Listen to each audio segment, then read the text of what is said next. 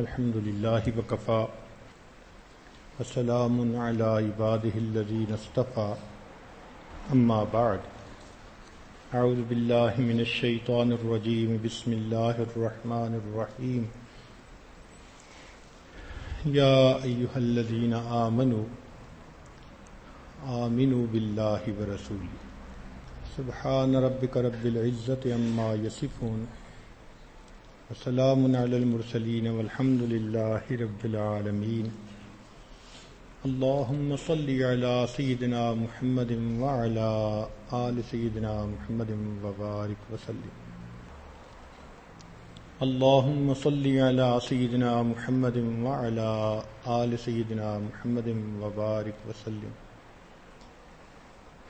اللهم صل على سيدنا محمد وعلى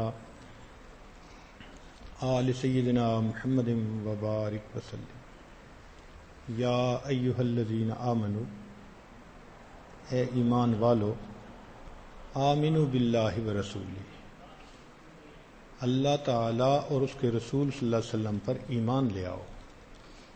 یہ آیت مبارکہ پڑھنے والے کو حیران کرتی ہے، خطاب بھی ایمان والوں سے، یا ایہا الذین آمنوا، تو خطاب دیا جا رہا ہے ایمان والوں کو۔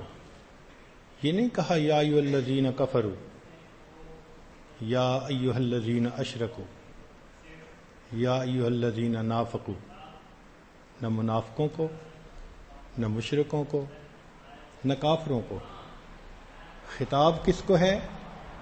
یا ایھا الذین آمنوا، اے ایمان والو۔ اور آگے حکم کیا ہے؟ آمنوا باللہ ورسول، اللہ تعالیٰ اور اس کے رسول صلی اللہ علیہ وسلم پر ایمان لے آؤ۔ تو معلوم ہوا کہ کوئی چیز ہے جس کے حصول کے لیے متوجہ کیا جا رہا ہے۔ آج جماعت کے لوگ جاتے ہیں گشت پر، لوگ اعتراض کرتے ہیں جی کافروں کو جاؤ کلمہ پڑھاؤ، مسلمانوں کو کیا سکھانے آ گئے ہو؟ یہ دیکھو یہ قرآن کی آیت، ایمان والوں کو ایمان سیکھنے کی دعوت۔ مفسرین نے لکھا اس کا معنی ہے اتقو، کہ کلمہ پڑھ کے تم مسلمان تو ہو گئے مگر ابھی نام کے مسلمان ہو، کام کا مسلمان بننے کے لیے تمہیں محنت کرنی پڑے گی۔ اس لیے نبی علیہ السلام کی خدمت میں ایک صاحب آئے اور کلمہ پڑھ کے انہوں نے اپنے ایمان کا احسان جتانا شروع کر دیا۔ نبی علیہ السلام وحی اتری، اللہ تعالیٰ ارشاد فرماتے ہیں قالت الاعراب آمنا، یہ اعرابی، یہ دیہاتی لوگ کہتے ہیں ہم ایمان لے آئے۔ قل لم تؤمنوا، فرما دیجئے تم ایمان نہیں لے آئے، ولکن قولوا اسلمنا، تم کہو ہم نے اسلام قبول کیا، ولما يدخل الایمان فی قلوبکم، ابھی ایمان تمہارے دلوں میں داخل نہیں ہوا۔ تو کلمہ پڑھ کے ہم مسلمان بن گئے ہیں، اصطلاحی طور پر مومن کہا جاتا ہے، لیکن جو حقیقت ایمان ہے وہ دل میں داخل ہونے میں کچھ محنت چاہیے۔ اس محنت کی طرف اشارہ ہے کہ آمنوا باللہ ورسولہ۔ اب ایک مثال سے بات ذرا آسان سمجھ آ جائے گی۔ عجائب گھروں میں شیر کی ممی پڑی ہوتی ہے تو بچے جاتے ہیں، کبھی دم کو ہاتھ لگاتے ہیں، کبھی دانت کو ہاتھ لگاتے ہیں، کبھی کان کھینچتے ہیں۔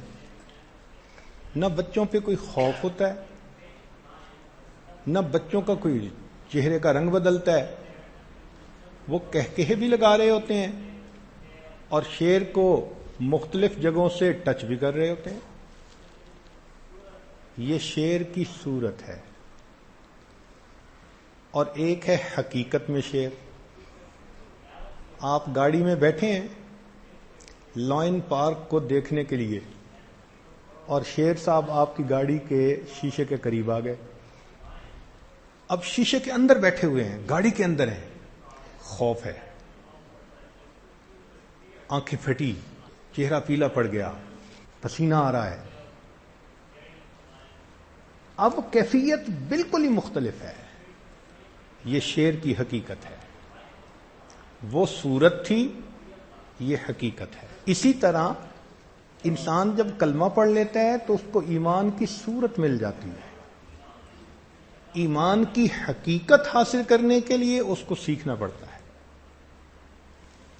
ہم نے دیکھا گنا اگر ذرا موٹا ہو اور ایک بانس جو اگتا ہے پتلا سا ہو تو دونوں شکل میں بالکل ایک جیسے، برابر میں رکھ دیں تو دیکھنے والا نہیں پہچان کر سکے گا کہ یہ کیا فرق ہے، دونوں ایک ہیں، مگر صورت دونوں کی ایک ہے. حقیقت میں جاؤ تو بانس رس سے خالی اور گنا رس سے بھرا ہوا. حقیقت میں زمین آسمان کا فرق ہے. تو اسی طرح کلمہ پڑھ لینے سے انسان ایمان کی حدود میں داخل ہو جاتا ہے. کامل ایمان پانے کے لیے پھر اسے محنت کرنی پڑتی ہے. اس لیے صحابہ رضی اللہ عنہم فرماتے تھے کہ تعلمنا الایمان ثم تعلمنا القرآن. پہلے ہم نے ایمان سیکھا پھر ہم نے قرآن سیکھا. ایمان ہے کیا؟ اصطلاحی تعریف اس کی یہ ہے کہ نبی علیہ الصلوۃ والسلام اللہ رب العزت کی طرف سے جو شریعت لائے اس کو مان لینا، تسلیم کر لینا، کہ جو لائے وہ 100% صحیح پیغام ہے، میں اس کو مانتا ہوں. اس کو ایمان کہتے ہیں کہ نبی علیہ الصلوۃ والسلام اللہ رب العزت کی طرف سے جو دین لائے، جو شریعت لائے، اس شریعت کو تسلیم کر لینا، مان لینا، اس کو ایمان کہتے ہیں. لیکن اس شریعت کو ماننے میں پھر ایک فرق آ جاتا ہے. پہلے انسان مشاہدے کی زندگی گزارتا تھا، اب کلمہ پڑھنے کے بعد اس نے یہ تسلیم کیا کہ یہ کائنات کا نظام اللہ رب العزت چلانے والے ہیں. یہ ایک میجر فرق آ گیا. پہلے اب تک مشاہدے کی زندگی تھی، اب ایمان کی زندگی غائب کے یقین والی زندگی بن گئی. اس کی مثال ایسے ہی ہے کہ جیسے پتلی کا تماشا. ہمارا بچپن کا جو زمانہ تھا اس میں بہت ساری فساد مصیبتیں نہیں تھیں. نہ ٹی وی تھا، نہ وی سی آر، نہ انٹرنیٹ، نہ اور ایسی کوئی مصیبت. تو ہماری انجوائمنٹ یا تو کھیل کود ہوتی تھی، یا پھر کبھی کبھی کوئی مداری آ جاتا تھا تو وہ بکری کے، بندر کے کرتب دکھا دیتا تھا، یا پھر کبھی کبھی ایک پتلیوں کا تماشا دکھانے والا آتا تھا. عمر بہت چھوٹی تھی، شاید 3 سال ہوگی. ایک مرتبہ میرے بھائی لے کر گئے اور انہوں نے جا کر دکھایا. چھوٹا بچہ تھا، دیکھتا رہا. چھوٹی چھوٹی گڑیاں سی تھیں، بندے بندیاں، وہ دوڑتے بھی تھے، باتیں بھی کرتے تھے. تو ہم اس کو حقیقت سمجھتے رہے اور بڑے حیران. اگلے دن گھر آ کے بھائی نے سنایا کہ بھئی کیسا لگا؟ تو پوچھا کہ وہ چھوٹے چھوٹے بچے دوڑتے کیسے تھے، اتنا تیز دوڑتے تھے؟ تو بھائی نے بتایا کہ دیکھو ان کے پیچھے ایک ڈور تھی جو پردے کے پیچھے ایک مداری کے ہاتھ میں تھی. وہ پیچھے سے ڈور ہلاتا تھا تو وہ آگے پتلی جو تھی وہ بولتی تھی، دوڑتی تھی، جو بھی ہوتا تھا حرکت کرتی تھی. تو ظاہر میں نظر آتا تھا کہ پتلیوں کا تماشا خود بخود ہو رہا ہے، حقیقت میں وہ پتلیوں کا تماشا پیچھے بیٹھے والا مداری دکھا رہا تھا. یہ اس کائنات کا معاملہ ایسا ہی ہے. مشاہدہ کرنے والے بندے کو نظر آتا ہے یہ نظام خود بخود چل رہا ہے، لیکن جو حقیقت کو جاننے والا ہے وہ سمجھتا ہے کہ اس کے پیچھے ایک قوت ہے جس نے اس کائنات کو پیدا کیا، وہی اس کا نظام چلا رہی ہے. اس اللہ کا حکم چلتا ہے، اس کی منشا چلتی ہے، وہ جیسے چاہتا ہے اس جو ہے کائنات کا نظام چلا رہا ہے. لیکن یہ بات سمجھنی آسان نہیں ہے. اس کی مثال یوں ہی سمجھے، مرغی کے انڈے کے اندر بچہ بن گیا، اب باہر نکلنے والا ہے. اب اس بچے کو کوئی بتائے کہ تم ایک ایسے جہان میں جا رہے ہو، 6 فٹ کا انسان ہوگا، بڑے بڑے مکان ہوں گے، اونچے اونچے درخت ہوں گے، اور سکائی لائن بنی ہوئی ہوگی، وہ بڑے دریا، پہاڑ، اور وہ مرغی کا بچہ کہے کہ اچھا میں دیکھتا ہوں کہاں ہے، تو انڈے کے اندر رہتے ہوئے تو اس کو کچھ بھی نظر نہیں آ سکتا۔ مان لے تو اس کا فائدہ، نہیں مانے تو جیسے ہی انڈے سے باہر نکلا سب کچھ آنکھوں سے دیکھ۔ ہماری مثال یہی ہے کہ ہم زمین و آسمان کے انڈے کے اندر ہیں۔ نبی علیہ الصلوۃ والسلام نے ہمیں بتلایا کہ دیکھو ایک آخرت کا جہان ہے، جنت ہے، جہنم ہے، فرشتے ہیں، عرش ہے، کتاب ہے، تخت ہے، میزان ہے، اور تمہیں وہاں جانا ہے۔ یہاں بیٹھ کے تو ہم ان چیزوں کو نہیں دیکھ سکتے۔ مان لیں تو ہمارا فائدہ، نہیں تو جیسے ہی موت آئے گی ساری مان لیتے ہیں۔ خدائی کا دعویٰ کرنے والا فرعون کہنے لگ گیا آمنت برب موسیٰ و ہارون، پھر تو آنکھوں سے نظر جو آ جاتا ہے، پھر ایمان کا وقت ختم ہو جاتا ہے۔ مشاہدہ فرمایا آل آن ٹو لیٹ۔ تو ایمان کی قیمت اب ہے کہ بن دیکھے مانے۔ ایک اور مثال، مچھلی پانی میں تیر رہی تھی، اس نے ایک جگہ گوشت کا ٹکڑا لٹکتا دیکھا، بہت خوشی ہوئی کہ میں اسے کھاتی ہوں، تو بڑی مچھلی نے اس کو روکا، نہیں اس کو مت کھاؤ۔ کیوں؟ اس نے کہا کہ اس کے ساتھ کنڈی ہے، اس کے پیچھے ڈور ہے، اور ڈور کے پیچھے ایک مچھلی پکڑنے والا بندہ ہے۔ تم جیسے ہی یہ گوشت منہ میں لینے کی کوشش کرو گی تو وہ تمہارے حلق میں کنڈی پھنس جائے گی، پھر وہ بندہ ڈوری کو کھینچے گا، تمہیں دریا سے باہر نکالے گا، اور اتنی مچھلی بڑی پکڑ کے خوش بھی ہوگا، گھر جا کے بیوی کو دے گا، پھر اس کی بیوی چھری سے تمہارے ٹکڑے بنائے گی، پھر تمہیں مرچیں بھی لگائے گی، نمک مرچ لگانے کے بعد پھر تمہیں تیل کے اندر بھونے گی، پھر دسترخوان بھی لگا دے گی، سارے گھر والوں کو بلائے گی، لوگ آئیں گے اور 32 دانتوں سے تمہیں پیس پیس کے کھائیں گے۔ اب وہ مچھلی کہتی ہے کہ اچھا میں دیکھتی ہوں۔ اب وہ اگر دریا کے اندر گھومتی پھرے تو اس کو فشرمین نظر آ جائے گا، اس کی بیوی نظر آئے گی، تیل کی کڑائی نظر آئے گی، کچھ بھی نہیں نظر آ سکتا۔ مان لے تو اس کا فائدہ، نہیں مانے گی تو جیسے ہی اس کو منہ لگانے کی کوشش کرے گی ہر منزل اس کو خود بخود نظر آتی ہے۔ یہی معاملہ ایمان کا ہے۔ نبی علیہ الصلوۃ والسلام نے جو بتلا دیا، موت کے وقت یہ ہوتا ہے، قبر میں یہ ہوتا ہے، پل صراط پر یہ ہوگا، میزان پر یہ ہوگا، جنت میں یہ ہوگا، جہنم میں یہ ہوگا، 100% سچ بات۔ اس لیے مومن اس کائنات کے نظام کو اوپر سے چلتا ہوا دیکھتا ہے، وہ سمجھتا ہے کہ یہ چیزیں خود بخود نہیں کچھ کر رہی، ان کے پیچھے کوئی طاقت ہے، کوئی ہستی ہے کہ جس کی مرضی اور منشاء چل رہی ہے۔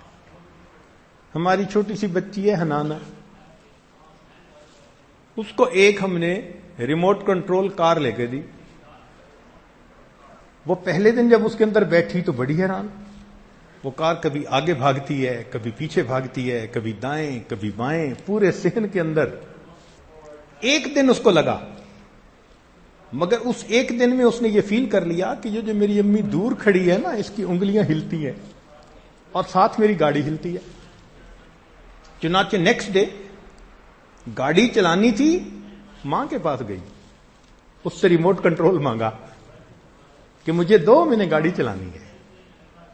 اتنی چھوٹی سی بچی، اس نے بھی بھانپ لیا کہ یہ گاڑی خود نہیں چل رہی، اس کو چلانے کے لیے کسی اور کا اشارہ چل رہا ہے۔ اسی طرح یہ دنیا کی ایک گاڑی ہے، مگر اشارہ یہاں کسی اور کا چل رہا ہے۔ اتنی چھوٹی عمر کا بچہ اگر جلدی یہ اس بات سمجھ جاتا ہے تو ہم بڑے ہو کے بھی نہ سمجھیں تو کتنی عجیب سی بات ہے۔ حضرت موسیٰ علیہ السلام جب کوہ طور پر گئے تو اللہ رب العزت نے ارشاد فرمایا وَمَا تِلْكَ بِيَمِينِكَ يَا موسیٰ، اے موسیٰ علیہ السلام آپ کے ہاتھ میں کیا ہے؟ قال ہی عصائی، عرض کیا اے اللہ یہ عصا ہے، اتوکأ علیہا واہش بہا علی غنمی ولی فیہا مآرب اخری۔ مقصد بتانے کا یہ تھا کہ اس میں میرے بڑے فائدے ہیں، ریوڑ کو ہانکتا ہوں، ٹہنیوں کو کاٹتا ہوں، بڑے فائدے ہیں میرے اس میں۔ تو اللہ تعالیٰ نے فرما دیا القھا یا موسیٰ، اے موسیٰ علیہ السلام اس کو زمین پہ ڈال دو۔ جیسے ہی اس عصا کو زمین پہ ڈالا فإذا ہی حیۃ تسعیٰ، دوڑنے والا اژدہا، فأوجس فی نفسہ خیفۃ موسیٰ، موسیٰ علیہ السلام ڈر گئے۔ قلنا لا تخف، اللہ تعالیٰ فرماتے ہیں کہ ہم نے کہا ڈر نہیں، اس کو پکڑ لے، سنعیدھا سیرتھا الاولی، ہم اسے پہلے والی سیرت پر لوٹا دیں گے۔ اب قرآن مجید میں اس کو بیان کرنے کا مقصد یہ نہیں ہے کہ ایک واقعہ رونما ہوا، دیکھو کیسا عجیب و غریب تھا، نہیں، اس کے بیان کرنے کے پیچھے ایک بات کو سمجھانا ہے۔ کیا سمجھایا؟ کہ اے میرے پیغمبر علیہ السلام آپ اس عصا کے بڑے فائدے گنوا رہے تھے، وَلِيَ فِيهَا مَآرِبُ أُخْرَى، ہمارے حکم سے جب آپ نے اس کو زمین پر ڈالا تو وہ نقصان دینے والا سانپ بن گیا۔ تو حکم نے نفع کی چیز کو نقصان کی چیز میں بدل دیا، اور آپ تو گھبرا رہے تھے، بھاگ رہے تھے کہ نقصان دینے والی چیز ہے۔ ہم نے کہا اس کو دوبارہ پکڑ لیجئے، جب آپ نے پکڑ لیا وہ نفع دینے والی چیز پھر بن گئی۔ تو نبی کو یہ بات مشاہدہ کروا دی، ہمارا حکم ہوتا ہے تو چیز نفع دیتی ہے، ہمارا حکم ہوتا ہے تو نقصان دیتی ہے۔ ہم چاہتے ہیں نقصان کے نقشوں میں سے نفع نکال دیتے ہیں، ہم نفع کے نقشوں میں سے نقصان نکال دیتے ہیں۔ اس کو ایمان کہتے ہیں۔ لہذا مومن کو اللہ کے وعدوں پہ پکا یقین ہوتا ہے، قسم اٹھا کے وہ کہہ سکتا ہے کہ میرے اللہ کا یہ فرمان یہ 100% سچ ہے۔ یہ ایسا ہی ہے جیسے روم کے فتح ہونے کی آیتیں جیسے اتری تھیں، صدیق اکبر نے قسم کھا لی تھی، اتنا اللہ کی بات پہ یقین تھا، ہو کے رہنا ہے، ایسا یقین ہو بندے کو، تو اسے ایمان کہتے ہیں۔ سیدہ صدیقہ رضی اللہ تعالی عنہا کو سیدنا امیر معاویہ رضی اللہ عنہ نے ایک مرتبہ خط لکھا اور پوچھا کہ ام المومنین آپ ایمان والوں کی والدہ ہیں، مجھے کوئی نصیحت فرمائیں۔ تو انہوں نے نصیحت کی اور ام المومنین ہونے کا حق ادا کر دیا۔ نصیحت میں یہ لکھا کہ اگر تم لوگوں کی خاطر اللہ کے حکم کو توڑو گے تو اللہ انہی لوگوں کے دلوں میں تمہاری نفرت ڈال دیں گے، اور اگر لوگوں کو ناراض کر کے اللہ کے حکم کو پورا کرو گے اللہ انہی لوگوں کے دلوں میں تمہاری محبت ڈال دیں گے۔ اور ہم نے دیکھا ہے گھر میں فسق و فجور کا ماحول، ایک بچہ دین کی طرف آتا ہے سارے گھر والے اس کے مخالف، اس وقت تو نظر آتا ہے کہ بس اس بچے کو تو گھر سے دھکا دے دیں گے۔ پھر ہم اس بچے کو سمجھاتے ہیں کہ دیکھو بھائی تم نے اللہ کے راستے کو اختیار کیا ہے، گھبرانے کی بات نہیں ہے، اللہ تمہارا حامی و ناصر ہوگا۔ وہ لوگ جو نفرت کا اظہار کرتے ہیں، مذاق اڑاتے ہیں، تھریٹ کرتے ہیں کہ ہم تمہیں گھر سے نکال دیں گے، چند سال کی بات ہوتی ہے سارے کے سارے اسی بچے کے عقیدت مند بنے ہوئے ہوتے ہیں، اللہ ان کے دلوں میں محبتیں ڈال دیتے ہیں۔ تو مومن کو یہ بات سمجھائی گئی کہ دیکھو تم مشاہدے پہ نہ زندگی گزارو، تم اللہ کے وعدوں پر یقین کرو، اور جیسے تمہیں زندگی گزارنے کے لیے کہا گیا تم اس کے مطابق زندگی گزارو۔ اس لیے ایمان جتنا مضبوط ہوگا اعمال اتنے زیادہ اچھے ہوں گے۔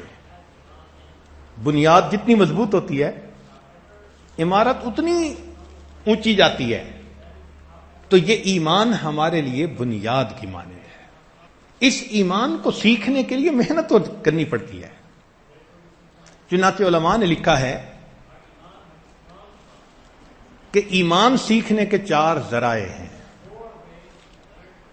ایمان سیکھنے کے 4 ذرائع ہیں. جتنا ان پر غور کریں گے، فکر کریں گے، ایمان بڑھتا جائے گا. سب سے پہلے قدرت کی نشانیوں پہ غور کرنا. یہ جو قرآن مجید میں جا بجا کہا نا، الم ترا، الم ترو، یہ بے فائدہ نہیں کہا. تم نے دیکھا، تم ذرا دیکھو. افلم یسیروا فی الارض، کیوں یہ زمین کے اندر سفر نہیں کرتے، سیر نہیں کرتے؟ مقصد یہ ہے کہ تم جب اللہ کی نشانیوں کو دیکھو گے، تمہارا دل کہے گا کہ اس کا کوئی پیدا کرنے والا خدا موجود ہے. جتنا غور کرتے جائیں گے. اس کو کسی نے یوں کہا کہ if you want to know God, go in the detail. اگر تم اللہ کو پانا چاہتے ہو تو پھر تفصیل میں چلے جاؤ. دنیا کی کوئی بھی چیز ہے، اس کی تفصیل میں جاؤ. جب تفصیل میں جاؤ گے، ایک وقت آئے گا کہ دل کہے گا واقعی اس کا کوئی بنانے والا خدا موجود ہے. ہم گاڑی میں بیٹھتے ہیں تو کئی دفعہ گاڑی وائبریٹ کرتی ہے، حرکت کرتی ہے. تو ڈرائیور کہتا ہے کہ جی وہ ویل بیلنسنگ کروانی تھی، ٹائم نہیں ملا، میں کروا لوں گا. ویل بیلنسنگ کیا ہوتی ہے؟ وہ سارے کے سارے پہیے ایک مشین پہ چڑھاتے ہیں، تو کسی پہیے کے اندر چند گرام کا وزن وہ لگا دیتے ہیں تو وہ بیلنس ہو جاتا ہے، گاڑی پھر سموتھ چلنی شروع ہو جاتی ہے. اب ذرا غور کیجئے، 120 کلومیٹر کی سپیڈ ہے اور 2 فٹ کا پہیہ اور چند گرام کا فرق ہے، اس نے پوری گاڑی کو یوں ہلا کے رکھ دیا. یہ زمین کا بھی تو ایک پہیہ ہے اور اس کی سپیڈ کتنی ہے؟ 1000 میل فی گھنٹہ. کیونکہ سرکمفرنس جو زمین کا ہے وہ 24,000 کلومیٹر ہے، اور 1000 میل اگر 1 گھنٹے میں کرے تو 24 گھنٹے میں دن مکمل. اب 1000 میل 10 گنا جس کی سپیڈ ہے، وہ پہیہ چل رہا ہے، ہم اس کے اوپر بیٹھے ہیں اور اتنا سموتھ ہے کہ ہمیں پتہ بھی نہیں کہ یہ گھوم بھی رہا ہے کہ نہیں گھوم رہا. یا اللہ، پہاڑ بھی ہیں، دریا بھی ہیں، ڈپریشنز بھی ہیں، آپ نے اس کو کتنا پرفیکٹ بیلنس کر دیا. ٹنوں کے حساب سے لوڈ ایک جگہ سے دوسری جگہ جا رہا ہوتا ہے، اور زمین کبھی اگر ہل جائے تو بندوں کا کیا حال ہوتا ہے. اس پر ذرا غور کرو، اس پہیے کو کس نے اتنا بیلنس کیا کہ آج اس کے چلنے کا ہمیں احساس ہی نہیں. جب غور کریں گے تو دل کہے گا یہ خود بخود نہیں بنا، اس کا بنانے والا کوئی خدا موجود ہے. تو if you want to know God, go in the detail. 1400 سال پہلے قرآن مجید نے کہہ دیا وَجَعَلْنَا مِنَ الْمَاءِ كُلَّ شَيْءٍ حَيٍّ، ہم نے ہر چیز کو پانی سے زندگی بخشی.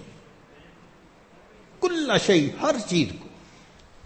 نہ اس وقت سائنس کا وجود تھا، نہ اتنی تعلیم عام تھی، سادہ زمانہ تھا. اس وقت ایک بات کر دی، آج اتنا موسٹ ماڈرن سائنٹیفک زمانہ ہے، وہ اصول اسی طرح مسلم ہے. چنانچہ پچھلے دنوں ریسرچ مشن بھیجا گیا مارس کے اوپر، مریخ کے اوپر. مقصد کیا تھا کہ مریخ کے اوپر لائف ہے یا نہیں. تو سائنسدان آپس میں مل بیٹھے، ہمیں کیسے پتہ چلے کہ وہاں لائف ہے. تو مختلف باتیں کرتے کرتے آخر پہ نتیجہ کیا نکالا کہ اگر تو وہاں پانی ہے تو لائف ہوگی، پانی نہیں تو لائف نہیں ہو سکتی. 1400 سال پہلے ایک بات کہی، سبحان اللہ. آج کے سائنسدانوں نے بھی گھٹنے ٹیک دیے. تو if you want to know God, go in the detail. Detail میں جاؤ، پتہ چلے گا کہ واقعی اس کائنات کو کوئی بنانے والا خدا موجود ہے. تو پہلا، قدرت کی نشانیوں پر غور کرنا. ہم اصل میں ادھر ادھر جب دیکھتے ہیں نا تو بہت سطحی طریقے سے دیکھتے ہیں، غور نہیں کرتے. اس لیے پھر ہم عبرت نہیں پکڑتے. دوسرا طریقہ انبیاء کرام کے واقعات پر غور کرنا. قرآن مجید میں کتنے انبیاء کا تذکرہ، فلاں آئے، قوم نے یہ کیا، نتیجہ یہ ہوا، فلاں نبی علیہ السلام آئے، قوم نے یہ کیا، نتیجہ یہ نکلا. ہر ایک کے حالات دوسرے سے مختلف. کوئی قوم تجارت کے فتنے میں گرفتار، کوئی قوم کسی برے عمل کے فتنے میں گرفتار، کوئی ناپ تول میں کمی میں گرفتار، کوئی اپنی زراعت کے اوپر جو ہے وہ بڑی مغرور. تو مختلف حالات تھے، مگر ان انبیاء کی بات پوری ہوئی، اللہ رب العزت نے انہیں کامیاب کر کے دکھایا.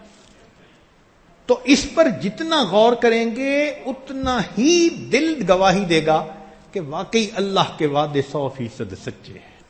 تیسری چیز، صحابہ رضی اللہ عنہم کی زندگیوں کو دیکھیں اور ان کے ساتھ تائید الہی کے واقعات.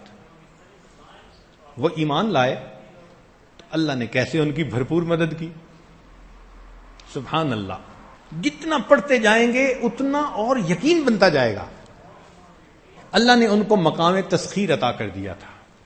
وَسَخَّرَ لَكُمْ مَا فِي السَّمَاوَاتِ وَمَا فِي الْأَرْضِ. مقام تسخیر کیا ہوتا ہے؟ آگ، پانی، ہوا اور مٹی، یہی ہے نا اجزاء ترکیب میں. یہ سب چیزیں ایک وقت ایسا آتا ہے کہ مومن کے ماتحت کر دی جاتی ہیں، مومن کا حکم چلتا ہے. اس کو مقام تسخیر. سیدنا عمر رضی اللہ تعالیٰ عنہ کی مبارک زندگی کو دیکھیں.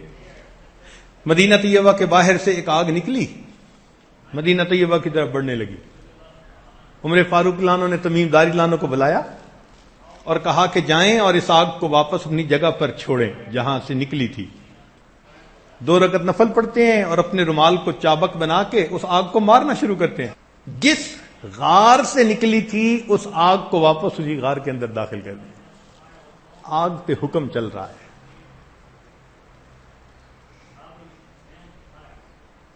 ہوا پہ حکم چلتا ہے. کھڑے مدینہ طیبہ میں ہیں، 1000 میل سے زیادہ کا فاصلہ ہے اور صحابہ کسی جگہ دشمن سے جنگ کر رہے ہیں. فرماتے ہیں یا ساریت الجبل. ہوا ان کے اس پیغام کو 1000 میل دور ٹرانسمٹ کر دیتی. ہوا پہ حکم چل رہا ہے. فاتح مصر نے خط لکھا، حضرت دریائے نیل بند ہو جاتا ہے، نوجوان لڑکی کو ڈالتے ہیں تب پانی چلتا ہے. سیدنا عمر اللہ عنہ نے ایک رکا لکھا، اے دریا اگر تو اپنی مرضی سے چلتا ہے تو مت چل، اگر اللہ کی مرضی سے چلتا ہے تو امیر المومنین تجھے حکم دیتا ہے کہ تو چل. دریائے نیل کا پانی اس وقت سے رواں ہوتا ہے، آج تک چل رہا ہے. عمر اللہ عنہ کی عظمتوں کے فریرے لہرا رہا ہے. مومن کا حکم چلتا ہے پانی پر. خلافت فاروقی کا زمانہ ہے، زمین میں زلزلہ آتا ہے. سیدنا عمر رضی اللہ تعالیٰ عنہ زمین پہ پاؤں مارتے ہیں. زمین کیوں ہلتی ہے؟ کیا عمر نے تیرے اوپر عدل قائم نہیں کیا؟ زمین کا زلزلہ وہیں بند ہو جاتا ہے. آگ، پانی، ہوا، مٹی، ہر چیز پہ حکم چل رہا. صحابہ کو مقام تسخیر تھا. ہم لوگ ایک مرتبہ کسی کے ساتھ پارک میں چلے گئے، گیم پارک، تو وہاں لکھا ہوا دیکھا کہ right of way is with the animals. پوچھا بھئی یہ کیا لکھا ہے؟ انہوں نے کہا جی کہ راستے کا حق جانوروں کے پاس ہے. اگر تم کسی جانور کو دیکھو تو رکو، پہلے اسے گزرنے دو، بعد میں تم گزر سکتے ہو. سبحان اللہ. ہماری شان دیکھو کہ ہماری زندگی میں رائٹ آف وے جانوروں کے پاس ہے. اور ایک صحابہ کا بھی زمانہ تھا. انیس اللہ عنہ ایک صحابی ہیں، قافلے سے پیچھے رہ جاتے ہیں، شیر نظر آتا ہے، بلاتے ہیں. شیر دم ہلاتا ہوا پاس آ جاتا ہے کہ تجھے انسانوں کی مہک سے اندازہ ہوتا ہے تو میں پیچھے رہ گیا ہوں، تو ذرا مجھے قافلے تک پہنچا. وہ شیر ان کو سواری کرواتا ہے اور قافلے تک چھوڑ کے واپس چلا جاتا ہے. اس وقت رائٹ آف وے مومن کے پاس تھا. صحابہ رضی اللہ تعالیٰ عنہ افریقہ کے ایک گاؤں میں جاتے ہیں. گاؤں والوں نے کہا جی یہاں بڑے درندے ہیں, وہ رات کو آئیں گے تمہیں بالکل بوٹی بوٹی کر دیں گے. ایک صحابی درخت کے اوپر چڑھ کے اعلان کرتے ہیں, اے جنگل کے جانوروں, آج اس جنگل میں محمد عربی صلی اللہ علیہ وسلم کے غلاموں کا بسیرا ہے, جنگل خالی کر دو. رائٹ آف وے مومن کے پاس تھا. ہاتھی بھی جا رہا ہے, شیر بھی جا رہا ہے, سبحان اللہ. صرف اسی بات کو دیکھ کر وہ قبیلے والے مسلمان ہو جاتے ہیں. تو جب ایمان کی حقیقت تھی تو رائٹ آف وے مومن کے پاس تھا. جب ایمان کی صورت ہے اب رائٹ آف وے جانوروں کے پاس. اس لیے فرمایا کہ اے صورت ایمان والو, حقیقت ایمان حاصل کرنے کی کوشش کرو. تو عرب ہے یا عجم ہے, تیرا لا الہ الا. تو عرب ہے یا عجم ہے, تیرا لا الہ الا.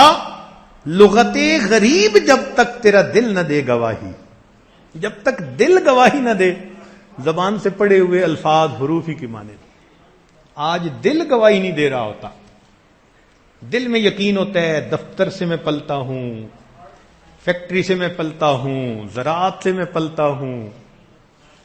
کہتے ہیں جی میں کیسے مسجد میں نماز پڑھنے جاؤں, پیچھے میرے گاہک خراب ہو جائیں گے. یقین بنا ہوا ہے کہ دکان کریں گے تو رزق ملے گا, نہیں کریں گے تو نہیں ملے گا. اس پر یقین نہیں کہ پروردگار دینے والا انسان کو اس کا رزق پہنچا کے رہتا ہے. تو یہ یقین بنانا پڑتا ہے.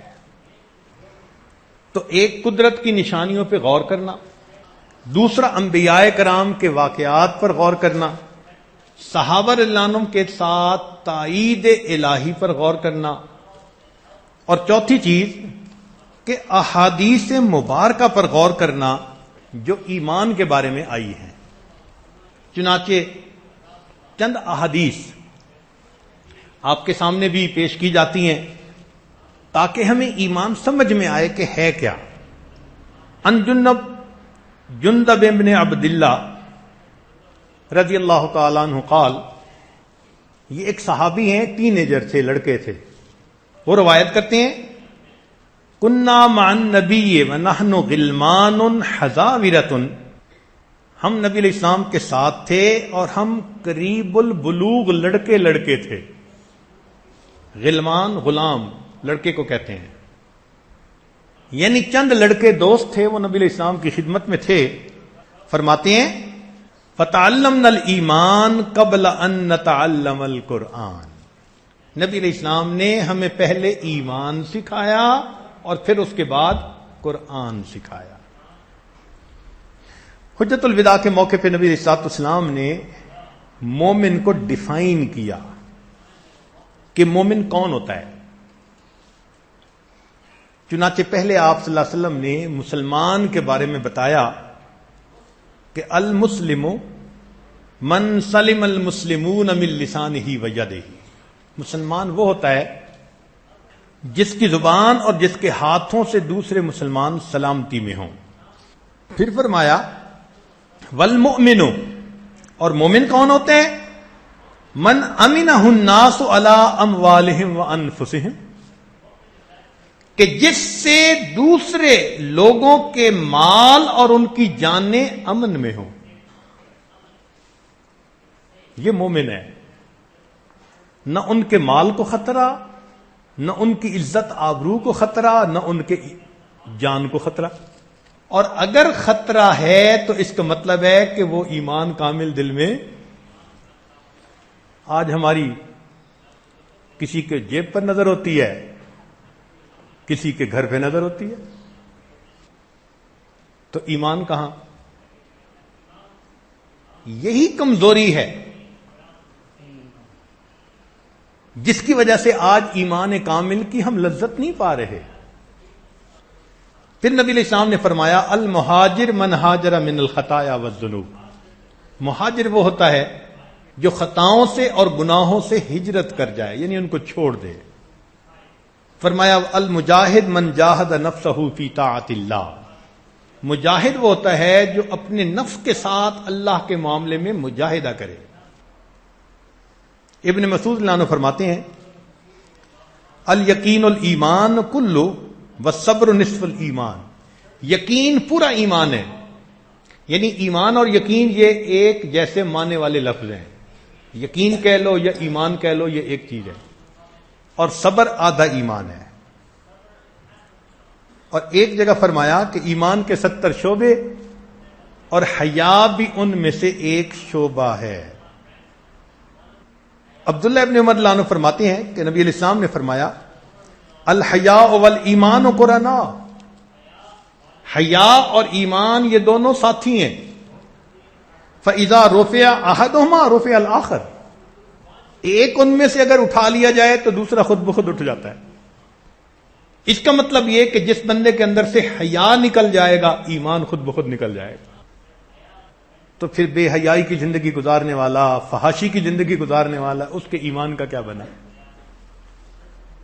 نبی علیہ السلام نے ایک صحابی کو دیکھا، وہ اپنے بھائی کو حیا کے بارے میں سمجھا رہے تھے.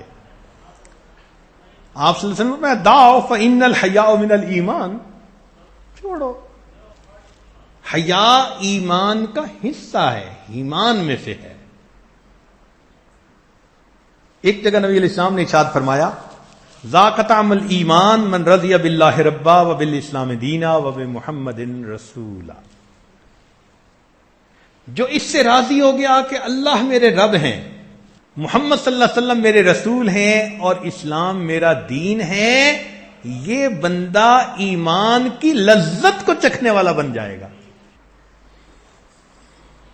ایک حدیث مبارکہ میں ابو امامہ رضی اللہ عنہ فرماتے ہیں من احب للہ وابغض للہ واعطى للہ ومنع للہ فقد استکمل الایمان.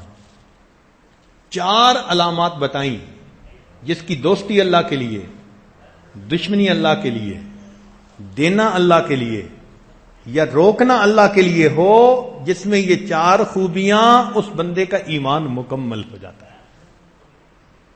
ابو ہریرہ عنہ روایت کرتے ہیں کہ نبی السلام نے فرمایا اکمل المؤمنین ایمانا احسنہم خلقا. ایمان والوں میں سب سے کامل مومن وہ ہے جس کے اخلاق سب سے بہتر ہے. تو مومن خوش خلق انسان ہوتا ہے.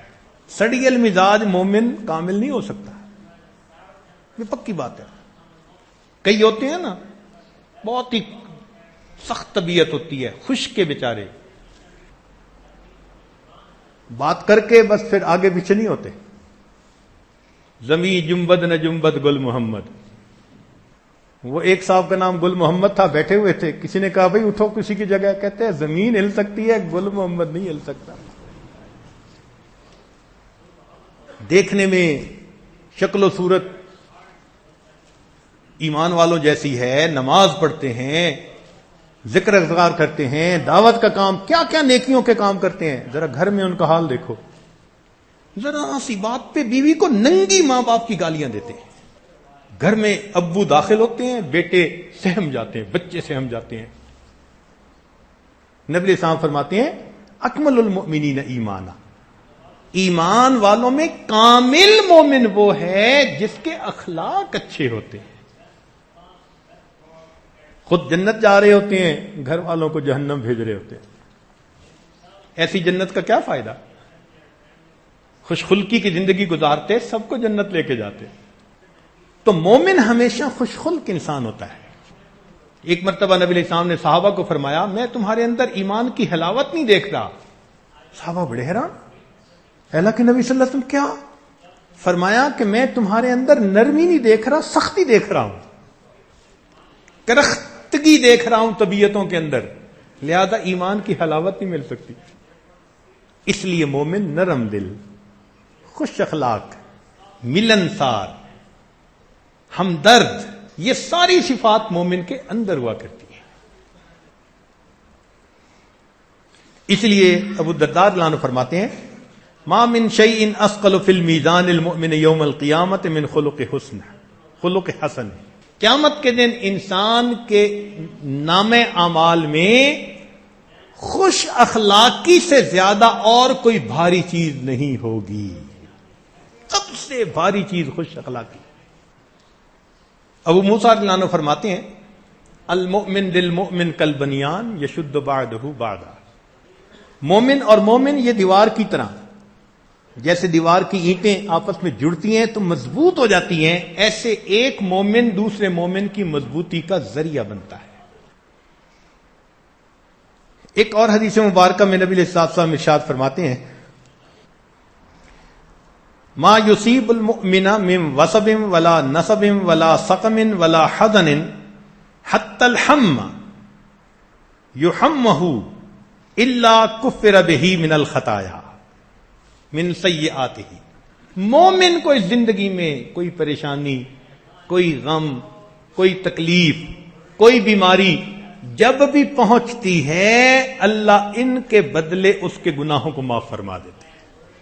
ہر تکلیف جو دنیا میں پہنچی اس کے بدلے گناہ معاف۔ صہیب رومی رضی اللہ عنہ ایک عجیب و غریب حدیث مبارکہ روایت کرتے ہیں،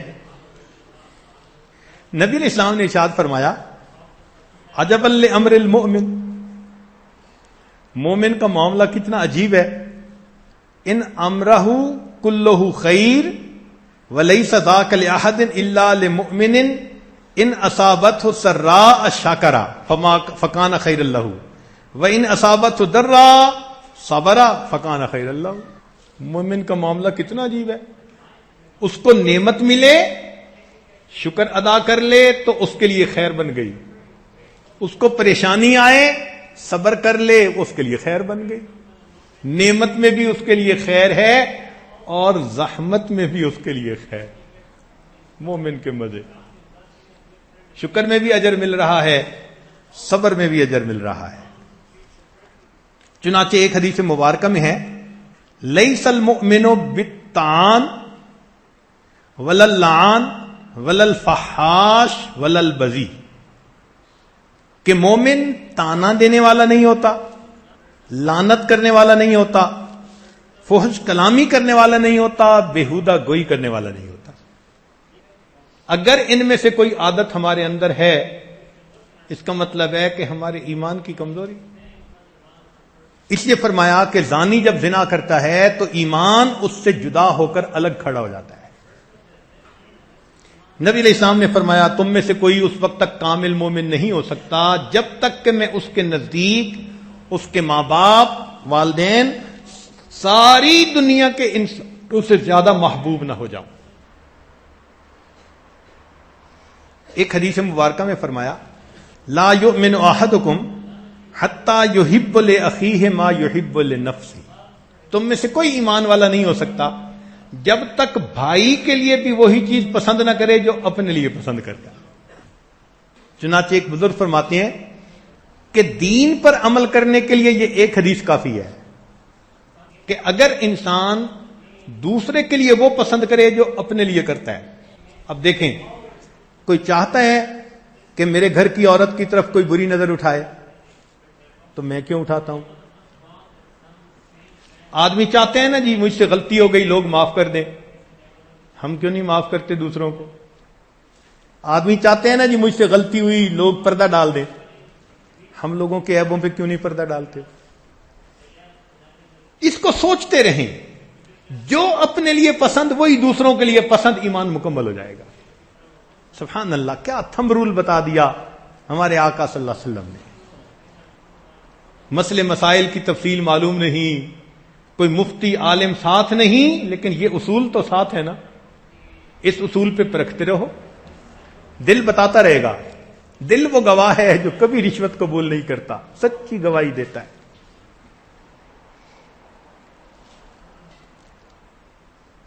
تو چار چیزیں ہیں جن سے ایمان کا علم بڑھتا ہے۔ ایک انبیاء کرام کے واقعات پہ غور کرنے سے، دوسرا قدرت کی نشانیوں پر غور کرنے سے، تیسرا صحابہ رضی اللہ عنہم کے ساتھ جو اللہ کی مدد تھی، اور چوتھا ایمان کے بارے میں جو نبی علیہ السلام کی تعلیمات ہیں ان پر غور کرنے سے پتہ چلتا ہے کہ ایمان کہتے کس کو ہیں۔ اسی لیے اس ایمان کو بنانے کے لیے انسان کو محنت کرنی پڑتی ہے، تب جا کے اللہ کے وعدوں پر اس کو یقین آتا ہے۔ یہ بات کہنی آسان ہے، حاصل کرنی مشکل کام ہے۔ جلدی یقین نہیں بنتا، یقین بنانا پڑتا ہے۔ دیکھیے دو مثالیں قرآن مجید میں سے، تاکہ بات کو ہم آگے مکمل کریں۔ اللہ رب العزت نے حضرت موسیٰ علیہ السلام کی والدہ کو فرمایا کہ اپنے بچے کو پانی میں ڈال دیجئے۔ وَأَوْحَيْنَا إِلَىٰ أُمِّ مُوسَىٰ أَنْ أَرْضِعِيهِ، ہم نے وحی کی موسیٰ علیہ السلام کی والدہ کو کہ بچے کو دودھ پلائیے۔ فَإِذَا خِفْتِ عَلَيْهِ، اور اگر آپ کو اس کے اوپر ڈر ہو کہ فرعون کے فوجی پکڑ کے لے جائیں گے، فَأَلْقِيهِ فِي الْيَمِّ، اس کو پانی میں ڈال دینا۔ یا اللہ، آپ اگر بچے کو بچانے کا ارادہ کرتے ہیں تو پانی میں کیوں ڈلوا رہے ہیں؟ میں کسی غار میں چھوڑ دوں گی، میں گھر کے کسی کمرے میں اس کو لٹا دوں گی، کوئی وہاں جا ہی نہ سکے، آسان طریقہ۔ مگر نہیں، اللہ تعالیٰ نے مشاہدے کے خلاف کروانا ہوتا ہے، اسی کا نام ایمان ہے کہ جو آنکھ دیکھ رہی ہے اس کو مت سوچو، جو خدا کہہ رہا ہے اس کو سوچو۔ عورت ذات ہے، اور پھر بچے کے معاملے میں عورت کتنی کمزور ہوتی ہے، کسی پہ بھروسہ نہیں کرتی۔ اور پھر اس کو پتہ ہے آگے کیا فرمایا کہ جب اس کو دریا میں ڈالو گی، یاخذہ عدو لی و عدو اللہ، اس کو وہ پکڑے گا جو میرا بھی دشمن اس کا بھی دشمن۔ یا اللہ، ایک تو دریا میں ڈالوں اور اوپر سے فرعون کے ہاتھ میں پہنچ گیا۔ ماشاء اللہ، ویسے تو پولیس آئے نہ آئے، پانی تو ٹی سی ایس پہنچا دے گا نا اس کو، فرعون کے ہاتھ میں پہنچے گا۔ پھر آگے فرما رہے ہیں وَلَا تَخَافِي وَلَا تَحْزَنِي، ڈرنا نہیں، غم نہیں کرنا، إِنَّ رَادُوهُ إِلَيْكَ، ہم اسے تمہارے پاس لوٹائیں گے، وَجَاعِلُوهُ مِنَ الْمُرْسَلِينَ، ہم نے اس سے رسولوں میں سے بنانا ہے۔ یا اللہ، ایک عورت ذات کا امتحان، بچے کے بارے میں ماں کا کتنی سینسٹیو ہوتی ہے، مگر وہ کتنی خوش نصیب ماں تھی جس کا ایمان پکا تھا، اس نے اللہ کے وعدے پہ بھروسہ کر لیا۔ ایک بکسے کے اندر بچے کو ڈالا اور بکسہ پانی کے اندر۔ اب عقل پتہ کیا کہہ رہی ہے کہ تیرا بچہ گیا۔ کیوں؟ کہ اگر اس کو واٹر ٹائٹ بناؤ گی بکسے کو تو یہ ایئر ٹائٹ بھی ہو جائے گا، دم گھٹ کے بچہ مرے گا، اور اگر سوراخ رکھو گی تو ان سوراخ سے پانی اندر چلا جائے گا، بچہ ڈوب کے مرے گا۔ تو بچہ نہیں بچتا تیرا، آنکھ کہتی ہے تیرا بچہ بچنے کی صورت ہی کوئی نہیں۔ ماں نے بچے کو ڈالا، پانی کے حوالے کر دیا، گھر واپس آ گئی۔ اس ماں کے دل پہ کیا گزر رہی ہوگی جب وہ بکسا پانی کے ساتھ تیرتا ہوا جا رہا ہوگا؟ سوچتی ہوگی اللہ ہی اب مجھے اس بیٹے کی شکل دوبارہ دکھائے۔ اور اللہ کی شان دیکھو، فرعون اپنی بیوی کے ساتھ دریا کے کنارے ٹہل رہا ہے، 800 غلام چاروں طرف مختلف جگہوں پہ ڈیوٹیاں دے رہے ہیں، 800 غلام۔ کسی نے دیکھا بکسا آتا ہوا، اس نے پکڑا، بادشاہ کے پیش کیا، کھولا گیا تو اس کے اندر ایک خوبصورت بچہ۔ اللہ تعالیٰ ارشاد فرماتے ہیں وَأَلْقَيْتُ عَلَيْكَ مَحَبَّةً مِّنِّي، ہم نے آپ کے چہرے پر محبت کی تجلی ڈال دی تھی۔ آنکھوں کے اوپر ایسی تجلی تھی کہ من موہنی آنکھیں بن گئی تھیں۔ چنانچہ فرعون نے دیکھا، فرعون کی بیوی نے دیکھا۔ اب بیوی صاحبہ نے جیسے دیکھا نا، کہنے لگی لا تقتلوہ، تم نے اسے قتل نہیں کرنا۔ ہزاروں بچوں کو قتل کروانے والا اس کا خاوند، بیوی آرڈر سنا رہی ہے، ہوم سیکٹری۔ دنیا کہتی ہے جی کہ بیوی کی بات کوئی مانتا نہیں، وہ وقت کے بڑے بڑے فرعون مان رہے ہیں۔ کہتی ہے لا تقتلوہ، تم نہیں قتل کر سکتے، عسیٰ ان ینفعنا او نتخذہ ولدا، ہم فائدہ اٹھائیں گے، اپنا بیٹا اس کو بنائیں گے۔ اب فرعون کو اس کی عقل نے دھوکہ دیا، وہ سوچنے لگا ہاں میں نے ہزاروں کو قتل کروایا، یہ بچہ جب ہمارے اپنے گھر میں پلے گا تو یہ مجھ سے تخت و تاج کیوں چھینے گا؟ بھائی یہ تو بچہ ہوگا اپنا۔ کہتے ہیں ہاں ٹھیک ہے، اس کو ہم نہیں قتل کرتے. لو اب لے کے گھر آ گیا. روح المعانی میں لکھا ہے اتنا خوش ہوا اس کو بیٹا بنا کے، کہنے لگا جتنے غلام ڈیوٹی پہ ہیں سب آزاد، 800 غلام آزاد. نکتہ لکھتے ہیں مفسر کہ اللہ والوں کی یہ پہچان ہوتی ہے، جہاں جاتے ہیں انسان کے لیے غلامی سے نجات کا ذریعہ بن جاتے ہیں. حضرت موسیٰ علیہ السلام پہنچے غلاموں سے آزادی کے. اللہ والوں کے پاس جو جاتا ہے وہ جہاں جاتے ہیں نفس کی غلامی سے آزادی کا ذریعہ بن جاتے ہیں. اب گھر لے کے آئے. وہ ڈبے کا زمانہ تو تھا نہیں کہ ڈبے کا دودھ پلاؤ، عورتیں پلاتی تھیں. اب عورتوں کو ڈھونڈا. اللہ تعالیٰ فرماتے ہیں وَحَرَّمْنَا عَلَيْهِ الْمَرَاضِعَ مِنْ قَبْلِ، ہم نے موسیٰ علیہ السلام پر عورتوں کا دودھ منع کر دیا، حرام کر دیا تھا. جو عورت دودھ پلانے لگتی ہے بچہ نہیں پیتا، ایکسیپٹ ہی نہیں کرتا، ریجیکٹ کر رہا ہے. رات گزر گئی. فرعون صاحب حیران ہے، بچہ روتا ہے، پیٹ خالی، دودھ پیتا نہیں. اچھا بھئی کسی اور کو بلاؤ، کسی اور کو بلاؤ. ساری رات جاگتے گزر گئی. اگلے دن صبح ہوئی. اللہ تعالیٰ فرماتے ہیں وَأَصْبَحَ فُؤَادُ أُمِّ مُوسَىٰ فَارِغًا. ادھر موسیٰ علیہ السلام کی والدہ اپنے گھر کے اندر بہت افسردہ حالت میں تھی. ان قادت لتبدی بہ لولا ان ربطنا علی قلبہا، اگر ہم اس کے دل پہ گرا نہ دے دیتے تو وہ روتی، اس کا راز کھل جاتا. ہم نے اس کے دل کو گرا دے دی، تسلی دے دی، رو نہیں، تسلی سے بیٹھی رہی. بیٹی کو بلاتی ہے موسیٰ علیہ السلام کی بہن کو، وہ بھی لڑکی تھی. بیٹی جاؤ ذرا دیکھو بھائی کے سال میں ہے. وہ بچی بھاگی ہوئی گئی. دربار میں جا کے دیکھا محل میں تو وہاں صورت ہی عجیب ہے. بچہ رو رہا ہے، عورتیں دودھ پلانا چاہتی ہیں، بچہ دودھ نہیں پیتا. سارے حیران ہیں جی کیا کریں، اور رات کے جاگے ہوئے ہیں سارے. اب کیا ہوا؟ وہ بچی کہتی ہے ہل ادلکم علی اہل بیت یکفلونہ لکم وہم لہ ناصحون، میں تمہیں ایک گھر والوں کے بارے میں بتاؤں، وہ اس کو دودھ بھی پلائیں گے اور اس کے بڑے خیر خواہ ہوں گے. تو فرعون کو کھٹکی یہ بات.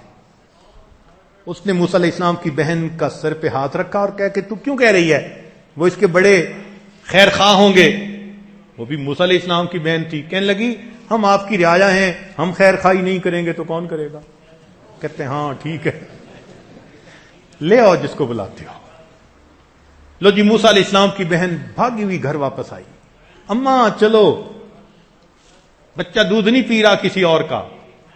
لو جی موسیٰ علیہ السلام کی والدہ آئی، دودھ پلانے لگی، بچے نے دودھ پینا شروع کر دیا. یہ سوچنے کی بھی طاقت نہیں ہوئی کہ آخر اس ماں کا بچے سے کیا رشتہ. فرعون کو خبر ملی، او جی ایک عورت کو دودھ پی لیا. کہتے ٹھیک ہے اب میں تھکا ہوا ہوں، سوتا ہوں، عورت کو نہیں جانے دینا. لو جا کے سو گیا. 3 دن اس عورت کو رکھا، تسلی ہو گئی بچہ اسی کا دودھ پیتا ہے. کہتے میں نہیں جانے دوں گا. اس نے کہا جناب اپنا گھونسلہ اپنا، کچا ہو یا پکا، میں تو یہاں نہیں رہ سکتی، میں گھر جاؤں گی. جب اس نے دیکھا کہ یہ تو مانتی نہیں، جا رہی ہے، کہتی اچھا پھر ایسے کرو بچے کو ساتھ لے جاؤ اور ہم تمہاری تنخواہ تمہارے گھر بھیج دیں گے. اللہ تعالیٰ فرماتے ہیں فرددناہ الی امہ، ہم نے اسے لٹا دیا اس کی ماں کے ساتھ. کئی تقر عینھا، تاکہ اس کی آنکھیں ٹھنڈی ہوں. ولا تحزن، اس کا دل غم زدہ نہ ہو.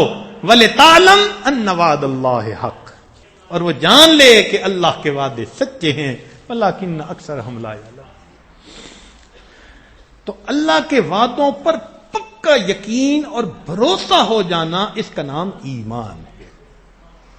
پھر انسان ظاہر کی شکلوں کو نہیں دیکھتا، پھر اس کی زندگی اللہ کے وعدوں کے مطابق گزر رہی ہوتی ہے. پھر زکوٰۃ دیتے ہوئے یہ نہیں سوچتا کہ میرا مال کم ہو رہا ہے، وہ زکوٰۃ دیتے ہوئے یہ سوچتا ہے کہ یہ میرا مال اللہ کی حفاظت میں آ رہا ہے. نبی علیہ السلام نے قسم کھا کر فرمایا کہ صدقہ دینے سے ایمان انسان کا مال بڑھتا ہے. اول تو اللہ کے نبی صلی اللہ علیہ وسلم کا فرما دینا کافی تھا. اس صادق الامین کی مبارک زبان سے بات کا نکلنا بات کے سچ ہونے کے لیے کافی تھا. میرے آقا نے قسم کھا کر فرمایا کہ صدقہ دینے سے انسان کا مال کم نہیں ہو سکتا. مومن کو یقین ہوتا ہے. اس لیے ہمیں چاہیے کہ ہم اسباب کے پیچھے لگ کر احکام کو توڑنا اس عمل کو ختم کر دیں. احکام کی پابندی کریں.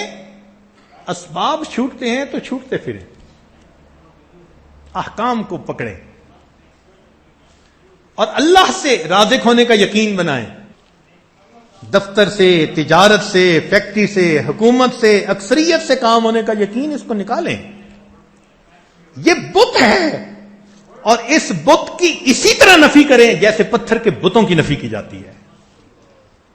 بتوں سے تجھ کو امیدیں، خدا سے نہ امیدی. مجھے بتا تو صحیح اور کافری کیا ہے.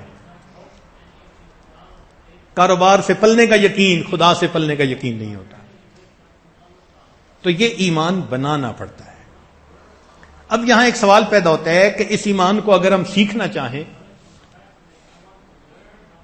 تو اس کا کیا طریقہ ہے؟ علماء نے اپنی کتابوں میں لکھا ہے ایمان سیکھنے کے 2 طریقے. ایمان سیکھنے کے 2 طریقے. ایک کثرت دعوت، دعوت کی کثرت کرنا، ہر وقت یہی بولنا، یہی بات کہنا کہ اللہ سے ہونے کا یقین، چیزوں سے نہ ہونے کا یقین. اس لیے جو جماعت کا کام ہو رہا ہے وہ اسی محنت پہ ہو رہا ہے. گھر کو چھوڑ کر نکلتے ہیں تو کیا بولتے ہیں؟ اللہ سے ہونے کا یقین. اللہ سب کچھ کر سکتے ہیں چیزوں کے بغیر، چیزیں کچھ نہیں کر سکتی اللہ کے بغیر. تو بولتے بولتے، دعوت دیتے دیتے بالآخر زبان کی بات دل تک اتر جاتی ہے. اور کثرت دعوت شرط ہے. کسی وقت کوئی بندہ بات کر لے تو پھر اس کا دل پہ اثر کوئی نہیں ہوتا. اسی لیے پھر پہلے 1 چیلہ لگاؤ، 4 مہینے لگاؤ، پھر 1 سال لگاؤ، پھر 1.5 سال لگاؤ، اور لگا کے پھر یہ نہیں کہ گھر آ کے بیٹھ جاؤ، پھر مقامی کام میں جڑو. پوری زندگی کے لیے. اس کے پیچھے آئیڈیا کیا ہے؟ کثرت دعوت. گھر میں تعلیم کروائے دعوت، مسجد میں تعلیم کروائے دعوت، مسجد کا گشت کرے دعوت، بیرونی گشت کرے دعوت، خود نکلے دعوت، آئی جماعت کی نصرت کرے دعوت. پیچھے راز کیا ہے؟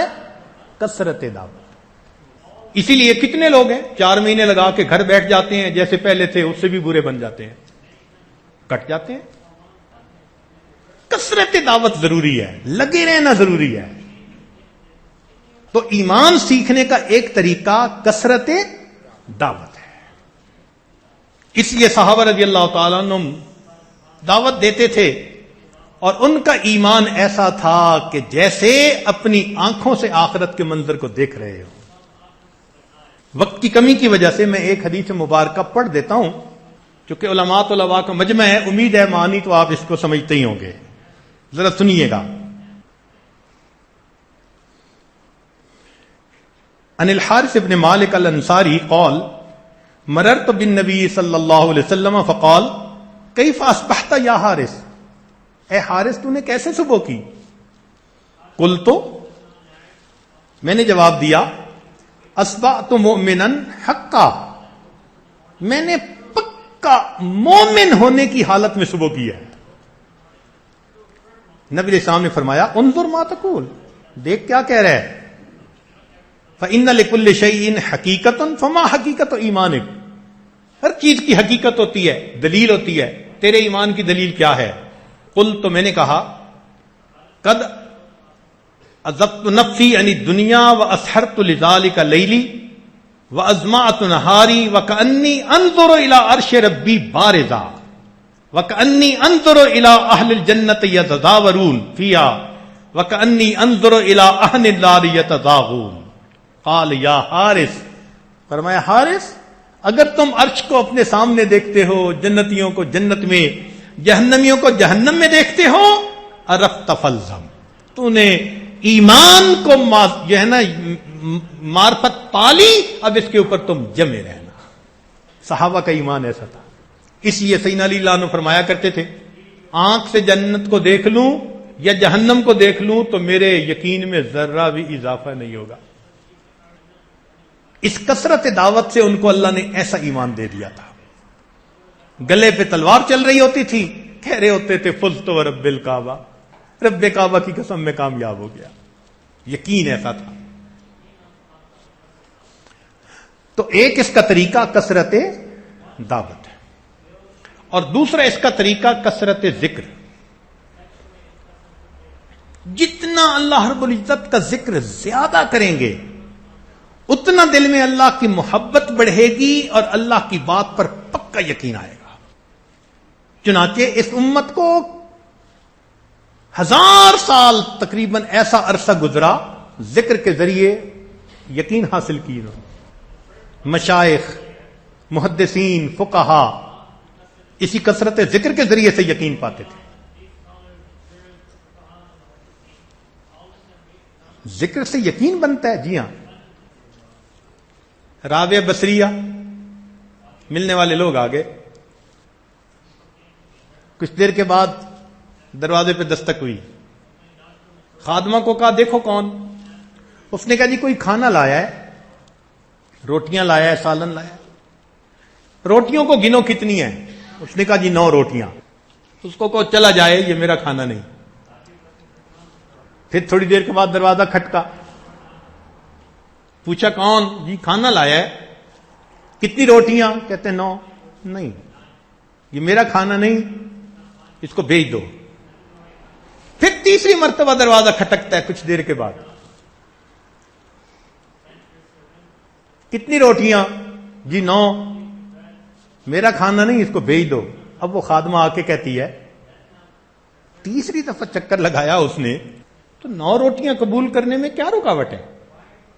فرماتی ہیں کہ دیکھو آج صبح 1 روٹی میرے پاس تھی، میں نے اللہ کے راستے میں سائل کو دی تھی، میرے مالک کا وعدہ من جاء بالحسنۃ فلہ عشر امثالہ، مجھے 10 ملنی چاہیے۔ اس نے کہا معاف کر دیں، وہ 10 ہی لایا تھا، 1 تو میں اپنے لیے رکھ رہی تھی۔ ایسا یقین اللہ کے وعدے پر۔ ہمارے مشائخ کو یہ یقین کثرت ذکر سے حاصل ہوا۔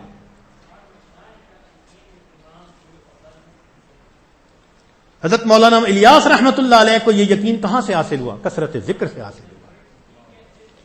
سید احمد دربندی رحمت اللہ علیہ، دربند ایک شہر تھا، تاتاری فتنہ آیا، مسلمان شہر ہی چھوڑ کے چلے گئے۔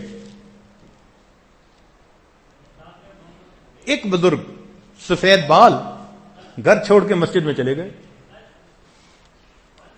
تاتاری شہزادہ آتا ہے، خوش ہوتا ہے، ہماری اتنی ہیبت طاقت، مسلمان ہی شہر چھوڑ کے بھاگ گئے۔ کسی نے کہا ایک بوڑھا موجود ہے، کہتے گرفتار کر کے پیش کرو۔ بیڑیاں ڈالی گئیں، ہتکڑیاں لگائی گئیں، بادشاہ کے سامنے پیش ہوئے۔ اس نے کہا بڑے میاں شہر کیوں نہیں خالی کیا؟ اس نے کہا میں نے گھر تو خالی کر دیا تھا، باقی خدا کے گھر میں تھا، وہاں سے میں کیوں نکلتا بھائی؟ اب تمہیں تمہارا خدا بچائے گا؟ تو جب اس شہزادے نے یہ کہا کہ کیا اب تمہیں تمہارا خدا مجھ سے بچائے گا، ہاتھ میں ہتکڑیاں تھیں، فرمان لگے اللہ۔ اللہ کا لفظ کہنا تھا، ہتکڑی ٹوٹ کے نیچے گر جاتی ہے۔ سمجھدار تھا۔ اس نے کہا اچھا میں آپ کو اس شہر میں رہنے کی اجازت دیتا ہوں۔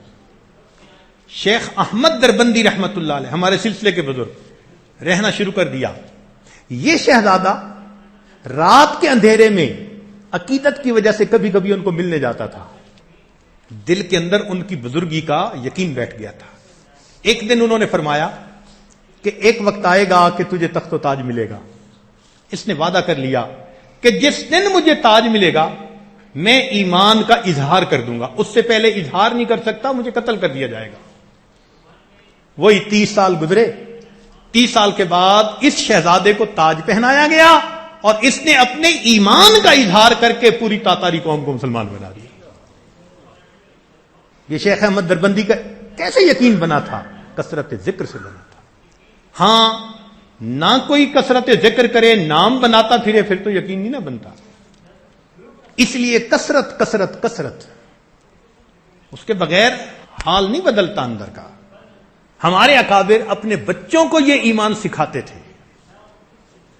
چنانچہ دہلی میں ایک قطب مینار بنا ہوا ہے، ایک بزرگ ہیں وہاں لیٹے ہوئے، ان کا نام تھا قطب الدین بختیار کاکی رحمت اللہ علیہ. جب ان کی ولادت ہوئی تو ماں باپ نے سوچا کہ ہمارا بچہ پیدا ہوا، ہم اس بچے کو پکا مومن بنائیں گے، اس کے دل میں اللہ کی محبت کو بھر دیں گے. وہ پلان کرتے رہے کیا کریں گے، کیسے کریں گے. بچہ ذرا بڑا ہوا، اسکول جانے لگا. اب اس کی ماں نے اپنے ایک پلان کو افیکٹو کیا. ایک دن بچہ مدرسے سے پڑھ کے آیا، کہتے ہیں امی بھوک لگی ہے. بیٹا کھانا تو ہمیں بھی اللہ تعالیٰ دیتے ہیں، آپ کو بھی اللہ تعالیٰ دیں گے، ہم بھی اللہ سے مانگتے ہیں، تم بھی اللہ سے مانگو. وہ چھوٹا سا بچہ تھا، کہتے امی میں کیسے مانگوں؟ بیٹا وضو کرو، مصلی پہ بیٹھو. بچے نے وضو کر لیا، مصلی پہ بیٹھ گیا. امی اب کیا کروں؟ بیٹا ہاتھ اٹھا کے دعا مانگو. اب وہ چھوٹا سا بچہ ہاتھ اٹھا کے دعا مانگتا ہے، اللہ میں مدرسے سے آیا ہوں، تھکا ہوا ہوں، میرے ابو امی کو بھی روٹی آپ دیتے ہیں، مجھے بھی روٹی آپ دے دیجیے. امی اب کیا کروں؟ ماں نے کہا بیٹا اللہ نے تمہارا کھانا بھیج دیا ہوگا، تم ذرا دیکھو کہیں. وہ کمرے میں ماں نے پکا کے پہلے سے رکھا ہوا تھا. بچہ گیا، ایک دو چیز جگہ دیکھی تو روٹی کی تو مہک بھوک میں خود دور سے آ جاتی ہے. اس نے جلدی سے روٹی وہاں سے نکال لی. اب بچہ بڑا خوش، امی اللہ نے بھیجی ہے. ماں نے کہا ہاں بیٹا اللہ نے بھیجی ہے. اب روز کا یہ معمول، ماں کھانا رکھ دیتی، بچہ آتا دعا مانگتا، پھر جب ملتا بچہ بڑا خوش ہوتا. اب جب بچے کو بار بار کھانا ملنے لگا تو اس کے ذہن میں ایک تجسس پیدا ہوا، امی اللہ سب کو روٹی دیتے ہیں، اللہ اتنے بڑے ہیں، اللہ کے خزانے اتنے بڑے ہیں. اب وہ روز اللہ کے بارے میں باتیں پوچھتا اور ماں سمجھاتی، ہاں بیٹا اللہ اتنے بڑے ہیں، انہوں نے پیدا بھی کیا، انہوں نے ہمیں پالنا بھی ہے، ہر نعمت وہی دیتے ہیں. تو بچے کے دل میں محبت بڑھنے لگی. ماں بڑی خوش ہوتی کہ میرے بچے کے دل میں اللہ کی محبت بڑھتی جا رہی. بچہ پیار سے نام لیتا، پوچھتا ہم کب اللہ کو ملیں گے، کب اللہ کے پاس جائیں گے. سلسلہ چلتا رہا. اللہ کی شان دیکھیں. ایک دن ماں کو کسی کام کے سلسلے میں تقریب میں رشتہ داروں کے یہاں جانا تھا، وہاں گئی اور اسے وقت کا خیال نہ رہا. جب وقت دیکھا تو بچے کے گھر آنے کا ہو چکا تھا. نہ اس نے کھانا پکایا تھا نہ چھپایا تھا. اب یہ پریشان کہ اگر میرا بچہ آیا اور اس نے اسی طرح دعا مانگی اور کھانا نہ ملا تو میرے بچے کا تو یقین ہی ٹوٹ جائے گا. اب برقع اٹھایا، پہنا اور جا رہی ہے اور راستے میں رو بھی رہی ہے اور روتے روتے دعا مانگ رہی ہے، اللہ میں نے تو بچے کا یقین بنانے کے لیے یہ نقشہ بنایا تھا، میرے اس کوتاہی کی وجہ سے بچے کا یقین نہ کہیں ٹوٹے. گھر پہنچی، دیکھتی ہے بچہ مزے سے سو رہا ہے. کہنے لگی اچھا پہلے روٹی پکا لوں. روٹی پکائی، اپنی جگہ چھپائی، آ کے بچے کا بوسہ لیا، اس کو جگایا. بچہ اٹھا، ماں کے گلے لگ گیا. ماں نے کہا بیٹے آج تو تجھے بڑی بھوک لگی ہوگی. کہتے ہیں اماں نہیں بھوک تو نہیں لگی. کیوں بیٹے؟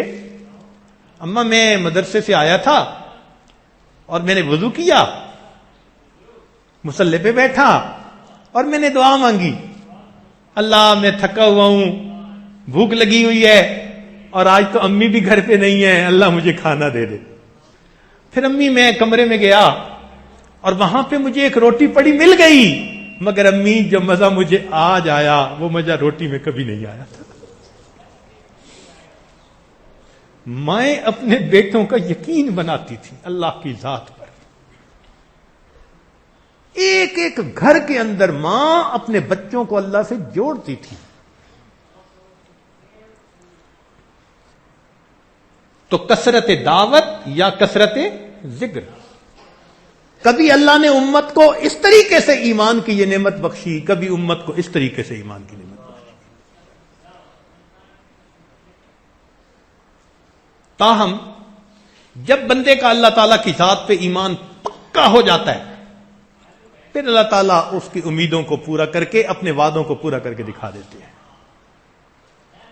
اس لیے ہم اللہ رب العزت کے وعدوں کے اوپر پکا یقین کر لیں اور عہد کر لیں کہ آج کے بعد ہم نے کوئی کام شریعت کے خلاف نہیں کرنا۔ جب ایمان پکا ہوگا تو پھر کیوں کریں شریعت کے خلاف؟ کوئی سولی پہ چڑھا دے، کوئی پہاڑ سے نیچے گرا دے، کوئی آگ کے اندر ڈال دے، ہم گوارا کر لیں گے، شریعت کے حکم کو توڑنا گوارا نہیں کریں گے۔ یہ جب دل کے اندر کیفیت ہوتی ہے نا تو پھر ایمان کی حلاوت نصیب ہو جاتی ہے۔ اس لیے تو صحابہ کرام فرماتے ہیں ہم نے ایمان کی حقیقت کو بدر والے دن تلواروں کے سائے کے نیچے پایا تھا۔ سیکھنا پڑتا ہے یہ۔ 70,000 کے مقابلے میں خالد رضی اللہ عنہ فرماتے ہیں میں اکیلا کافی۔ یا سبحان اللہ، کہ میں مومن وہ کافر، مومن زندہ ہوتا ہے کافر مردہ ہوتا ہے، ایک زندہ کے مقابلے میں 70,000 مردے بھی آ جائیں تو اس کا بال بھی کا نہیں کر سکتے۔ کیا یقین تھا، سبحان اللہ۔ تو یہ یقین کثرت ذکر سے ملے گا، کثرت دعوت سے ملے گا، اس کو ہم اپنی زندگی میں حاصل کریں، اس کے اوپر انسان کی نجات ہے۔ کامل ایمان والے ہو کے جائیں گے، اللہ رب العزت کی رحمتوں میں سے حصہ پائیں گے۔ اللہ کے ہاں ایمان کی بڑی قدر و قیمت ہے۔ ایک بات ذہن میں رکھنا کہ ہمارے پاس سب سے قیمتی چیز کیا ہے؟ ایمان۔ دیکھیں انسان کے پاس 4 چیزیں ہوتی ہیں، ایک مال، جان، عزت آبرو اور ایمان۔ سب سے کم قیمت چیز جو ہے نا وہ مال ہوتی ہے۔ لہذا جب کسی بندے کو جان کا خطرہ ہو وہ مال دیکھو خرچ کرتا ہے کہ نہیں کرتا؟ کسی بندے کو کہ جی آپ کی وائف کی ڈیلیوری نارمل نہیں، آپریشن کرنا پڑے گا، لہذا آپ کو اتنا پیسہ خرچ کرنا پڑے گا، اب اگر اس کے پاس پیسہ ہے تو وہ روکے گا؟ کہے گا اسی وقت کے لیے تو یہ پیسہ تھا۔ وہ پیسہ خرچ کرے گا جان بچانے کے لیے۔ ہم نے دیکھا لوگ لاکھوں لگا دیتے ہیں اپنے بھائی، اپنے بہن، ماں، باپ، بیٹا ان کے علاج کرنے کے اوپر کہ جان بچ جائے۔ تو مال خرچ کیا جان کے لیے۔ اب اگر ایک بندہ دیکھتا ہے کہ کوئی بندہ میری بیوی کی طرف ہاتھ اٹھا رہا ہے تو وہ برداشت کرے گا؟ جان کا بھی خطرہ ہو تو پرواہ نہیں نہ کرے گا۔ تو مال خرچ کیا جان کی خاطر اور جان کو خرچ کیا عزت کی خاطر۔ اور یہ بھی ذہن میں رکھیں کہ عزت کو انسان خرچ کر دیتا ہے ایمان کی خاطر۔ سیدنا عمر رضی اللہ عنہ کے پاس ایک صحابی آئے، کہنے لگے کہ وہ روم کے بادشاہ سے ملاقات ہوئی تھی، وہ کہنے لگا میں مسلمان بن سکتا ہوں اگر تمہارے امیر المومنین اپنی بیٹی میرے نکاح میں دے دے۔ تو عمر رضی اللہ عنہ نے فرمایا کہ پھر تو نے ہاں کیوں نہ کی؟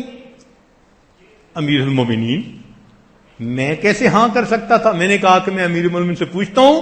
فرمایا کہ عمر ابن الخطاب کی بیٹی کی عزت ایک ایمان والے کے ایمان سے زیادہ قیمتی نہیں تھی، تجھے ہاں کرنی چاہیے تھی۔ اس شرط میں مسلمان ہوتا ہے تو میں بیٹی دینے کو تیار۔ تو مال جان پر خرچ کیا، جان کو عزت پہ خرچ کیا اور عزت کو ایمان کے اوپر خرچ کیا۔ سب سے قیمتی چیز پھر ہمارے پاس کیا ہوئی؟ ایمان۔ سب سے قیمتی چیز، اس سے زیادہ قیمتی چیز ہمارے پاس کوئی نہیں۔ اس کی قیمت کا ذرا اندازہ لگائیں۔ ہارون رشید اپنی بیوی کے ہمراہ دریا کے کنارے ذرا چہل قدمی کر رہا ہے۔ اس وقت کے ایک بزرگ تھے بہلول دانا رحمت اللہ علیہ، وہ بھی بیٹھے ہوئے ہیں۔ ہارون رشید نے بڑھ کے پوچھا بہلول کیا حال ہے، کیسے ہو؟ ٹھیک ہو، کیا کر رہے ہو؟ کہ میں ریت کے گھر بنا رہا ہوں، کس لیے بھائی؟ کہ جو اس کو خریدے گا تو میں دعا کروں گا اللہ اس مکان کے بدلے اس کو جنت کا گھر عطا فرما دے، دعا کروں گا۔ کیا قیمت ہے؟ 1 دینار۔ بادشاہ صاحب سمجھے کہ یہ مست آدمی ہے، ہوا میں ہے، بیٹھا ہے اپنے کام میں، آگے چلا گیا۔ پیچھے زبیدہ خاتون اس کی بیوی آئی، اس نے بھی آ کے سلام کیا، پوچھا کیا کر رہے ہو؟ وہی جواب۔ کیا قیمت ہے؟ اس نے کہا 1 دینار۔ اس نے پرس سے 1 دینار نکالا اور دے دیا، بہلول میرے لیے دعا کر دینا۔ یقین تھا کہ اللہ والے کی دعا اللہ کے ہاں قبول ہوگی۔ لو جی، رات کو ہارون رشید صاحب گھر میں سوئے ہوئے ہیں، جنت کا نظارہ دیکھتے ہیں، سکائی لائن، شیشے کے مکان، ہیرے اور موتی کے، ایک کے اوپر سائن بورڈ لگا ہوا ہے زبیدہ خاتون۔ بڑا خوش ہوا، یہ تو اپنی بیوی کی ہے۔ چلتے ہیں ذرا۔ جب دروازے میں داخل ہونے لگا تو ایک سیکیورٹی گارڈ تھا، اس نے کہا پروو یور آئیڈینٹی۔ کہتے ہیں میں اس کا خامد ہوں۔ اس نے کہا سوری۔ اس جہان کا یہ دستور ہے، جس کا نام ہوتا ہے اسی کو اندر داخل ہونے کی اجازت ہوتی ہے، دوسرے کو نہیں، آپ جاؤ پیچھے۔ جب اس نے بادشاہ صاحب کو دھکا دیا نا تو آنکھ کھل گئی۔ اب پریشان، 2 پریشانیاں۔ ایک پریشانی تو یہ کہ میں نے موقع مس کر دیا، اور اس سے بڑھ کر پریشانی یہ کہ بیوی مجھ سے عقل مند نکلی۔ خامد کو بڑی مشکل ہوتی ہے جب کبھی بیوی کی بات سچی نکل آئے ہیں۔ اب یہ اس سے بڑھ کے پریشانی۔ خیر، صبح اٹھا، دربار میں دل نہیں لگ رہا، ڈپریشن ہے۔ دل میں خیال آیا کہ اچھا آج میں پھر جاؤں گا، اگر آج بہلول بیٹھا ہوا گا نا تو میں 1 مکان تو اس سے خرید ہی لوں گا۔ اگلے دن ذرا جلدی پہنچ گیا۔ اللہ کی شان، بہلول پھر بیٹھا ہے، وہی ریت کے مکان بنا رہے بچوں کی طرح۔ بہلول کیا کر رہے ہو؟ مکان بنا رہے۔ کس لیے؟ جو خریدے گا دعا کروں گا اللہ اس کے بدلے اس بندے کو جنت میں مکان عطا فرمائے۔ بہلول کیا قیمت ہے؟ اس نے کہا ساری دنیا کی بادشاہی۔ ہیں؟ ساری دنیا کی بادشاہی تو میں دے بھی نہیں سکتا، اتنا مہنگا؟ کل 1 دینار میں دے رہے تھے۔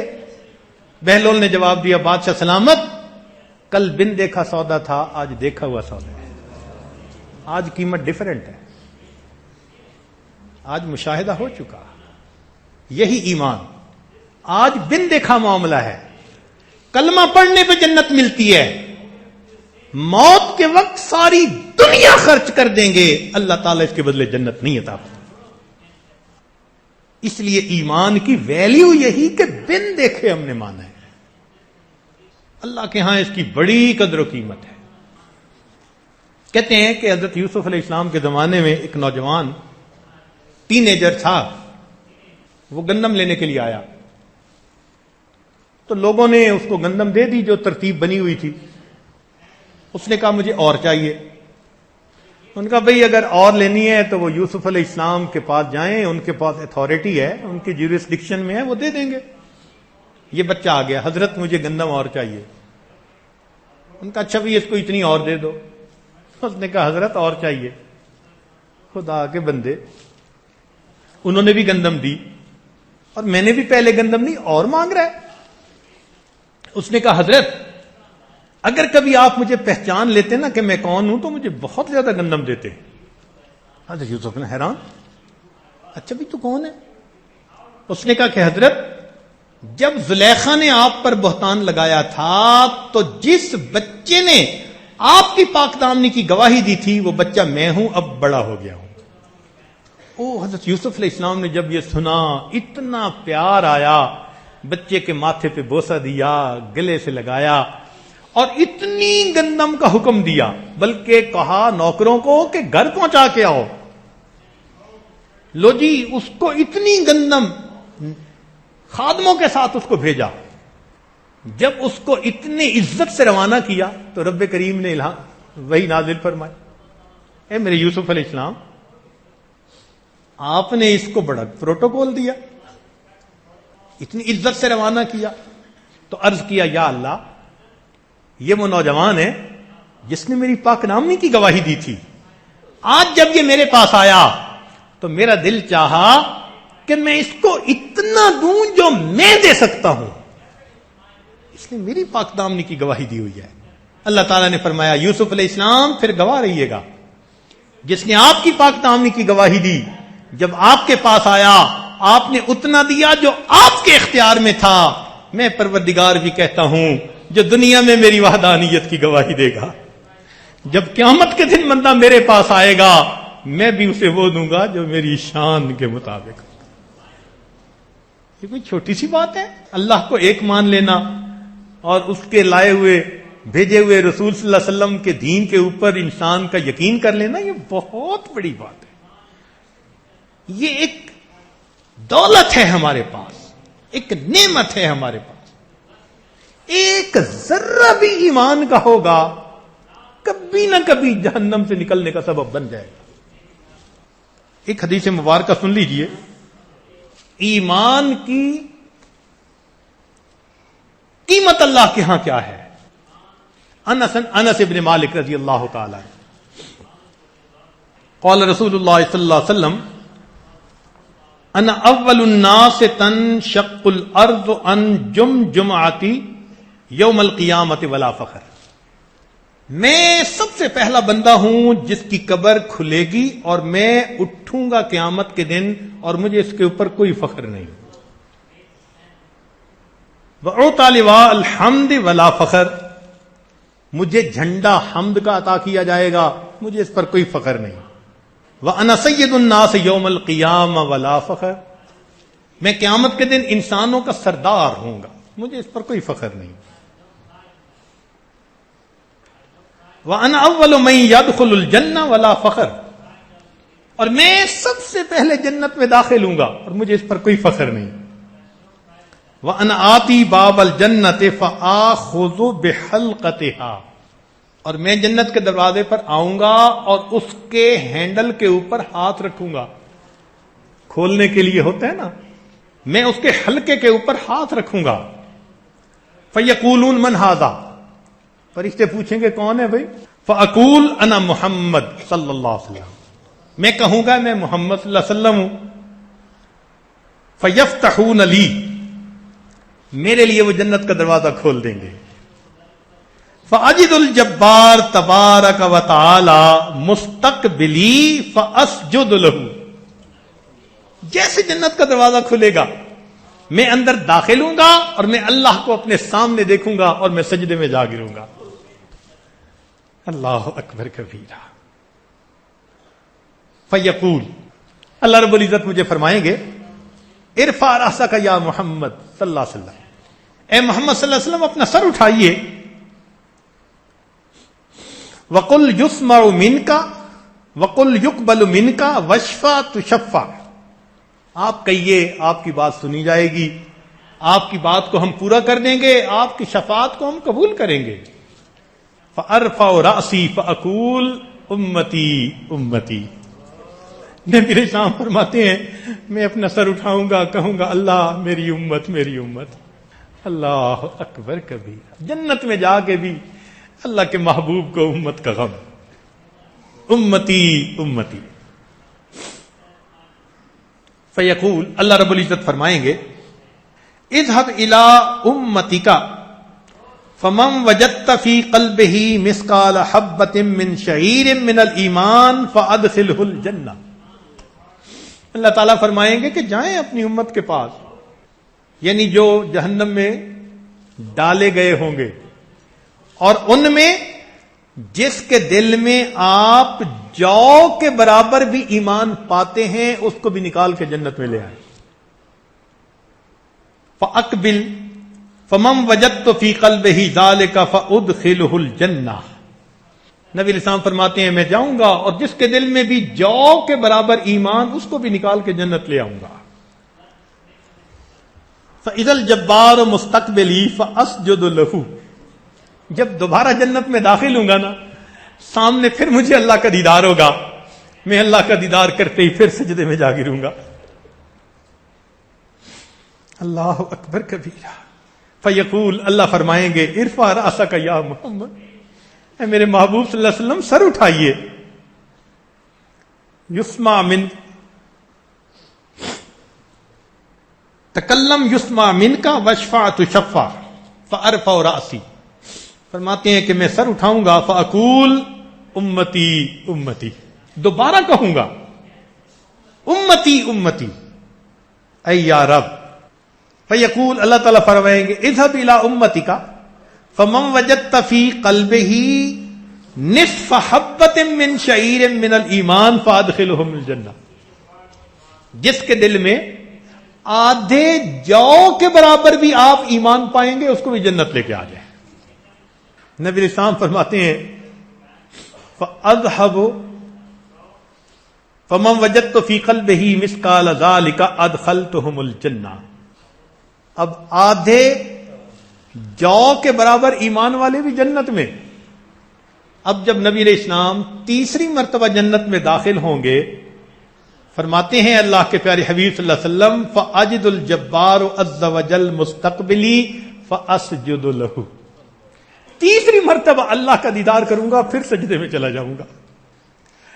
اللہ فرمائیں گے ارفع رأسک یا محمد، اے میرے حبیب صلی اللہ علیہ وسلم سجدے سے سر اٹھائیے. قل یقبل منک فاشفع تشفع فارفع رأسی فاقول. میں سر اٹھاؤں گا اور میں سر اٹھا کر پھر یہ کہوں گا امتی امتی.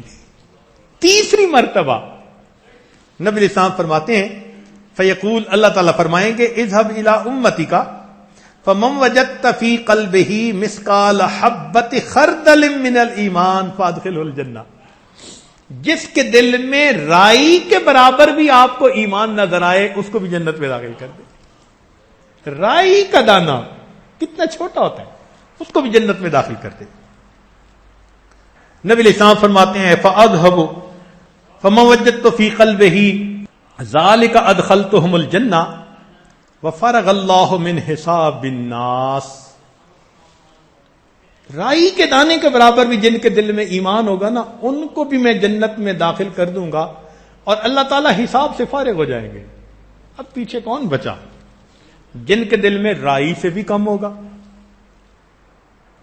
وَأُدْخِلَ مِن بَقِيَ مِنْ أُمَّتِيَ النَّارِ مَعَ أَهْلِ النَّارِ. اور جو میری امت میں سے باقی ہوں گے نا، رائی کے دانے سے بھی تھوڑا ایمان ہوگا، وہ جہنمیوں کے ساتھ جہنم میں ڈال دیے جائیں گے. پھر ایک وقت آئے گا جب اللہ تعالیٰ کی رحمت متوجہ ہوگی تو اللہ تعالیٰ کافروں، مشرکوں اور ایمان والوں کے درمیان جو آگ تھی اس کو ٹرانسپیرنٹ شیشہ کر دیں گے، شیشہ بنا دیں گے. تو وہ مشرک اور کافر ان ایمان والوں کو دیکھیں گے رائی کے دانے سے بھی کم ایمان جن کے دل میں تھا، اور ان کو دیکھ کر یہ کافر تانا دیں گے. فَيَقُولُ أَهْلُ النَّارِ مَا أَغْنَى عَنْكُمْ أَنَّكُمْ كُنْتُمْ تَعْبُدُونَ اللَّهَ لَا تُشْرِكُونَ بِهِ شَيْئًا. تمہیں کیا فائدہ ملا؟ اللہ کے ساتھ کسی کو شریک نہیں ٹھہراتے تھے، اس کی عبادت کرتے تھے، ہمارے ساتھ ہو نا جہنم میں. تانا دیں گے. جب وہ تانا دیں گے فَيَقُولُ الْجَبَّارُ، اللہ رب العزت ارشاد فرمائیں گے فَبِعِزَّتِي لَأُعْتِقَنَّهُم مِّنَ النَّارِ. مجھے اپنی عزت کی قسم، رائی سے کم جن کے دل میں ایمان، ان کو بھی میں آگ سے باہر نکال دوں گا. چنانچہ جبریل علیہ السلام جائیں گے اور ان لوگوں کو بھی جہنم سے نکالیں گے. فَيُرْسِلُ إِلَيْهِمْ فَيَخْرُجُونَ مِنَ النَّارِ قَدْ أُمْتُحِشُوا. ان کے چہرے جلے ہوئے ہوں گے جیسے کوئلہ جلا ہوا ہوتا ہے. فَيَدْخُلُونَ الْجَنَّةَ فِي نَهْرِ الْحَيَاةِ. ان کو نہر حیات، پانی کی ایک حوض ہوگا، اس میں ان کو ڈالا جائے گا. فَيَنْبُتُونَ فِيهِ كَمَا تَنْبُتُ الْحَبَّةُ فِي غُثَاءِ السَّيْلِ. جیسے دانہ ڈالے نا کسی جگہ تو اگ آتا ہے، اس طرح یہ وہاں سے اگ آئیں گے. اللہ ان کو نیا صحیح جسم عطا فرما دیں گے، خوبصورت جسم عطا فرما دیں گے. وَيُكْتَبُ بَيْنَ أَعْيُنِهِمْ هَؤُلَاءِ أُتَقَاءُ اللَّهِ. ان کے ماتھے کے اوپر مہر لگائی جائے گی اللہ کے آزاد کردہ رعایتی پاس. یہ اتقاء اللہ ہے. فَيُذْهَبُ بِهِمْ فَيَدْخُلُونَ الْجَنَّةَ. اب یہ جب جنت میں داخل کیے جائیں گے تو جنتی لوگ ان کو دیکھیں گے اور ان کے اوپر ٹھپا بھی لگا ہوا ہوگا رعایتی پاس. فَيَقُولُ لَهُمْ أَهْلُ الْجَنَّةِ. تو جنتی ان کو کہیں گے هَؤُلَاءِ الْجَهَنَّمِيُّونَ. وہ جہنمی ہے, ادھر سے رعایتی پاس ہو کے آگے جنت میں. اب یہ اللہ سے ندا کریں گے کہ اللہ جب جنت میں داخل ہی کر دیا تو پھر یہ ٹپا ہی ہٹا دیجیے. فَيَقُولُ الْجَبَّارُ بَلْ هَؤُلَاءِ اتَقَاءُ الْجَبَّارِ عَزَّ وَجَلَّ. اللہ تعالیٰ ان کا یہ ٹھپا ہٹا دیں گے. امام غزالی رحمت اللہ علیہ اپنی کتاب میں یہ حدیث نقل کرنے کے بعد لکھتے ہیں کاش کہ میں بھی ان رعایتی پاس جہنمیوں میں سے ہو جاتا.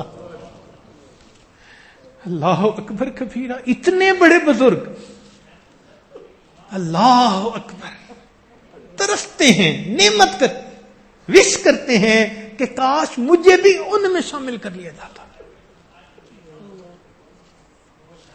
امام ربانی مجدد ثانی رحمۃ اللہ علیہ کو اللہ نے ایک بیٹا عطا کیا. الہام ہوا ان کی پیدائش سے پہلے کہ آپ کو ایسا بیٹا ملے گا جو زندگی میں کبیرہ گناہ کا کبھی مرتکب نہیں ہوگا. انبیاء معصوم ہوتے ہیں, اولیاء محفوظ ہوتے ہیں. تو پہلے بشارت مل گئی کہ اللہ کی ایسی حفاظت ہوگی, کبھی کبیرہ گناہ نہیں کریں گے. مجدد ثانی رحمت اللہ علیہ نے ان کا نام محمد معصوم اس لیے رکھا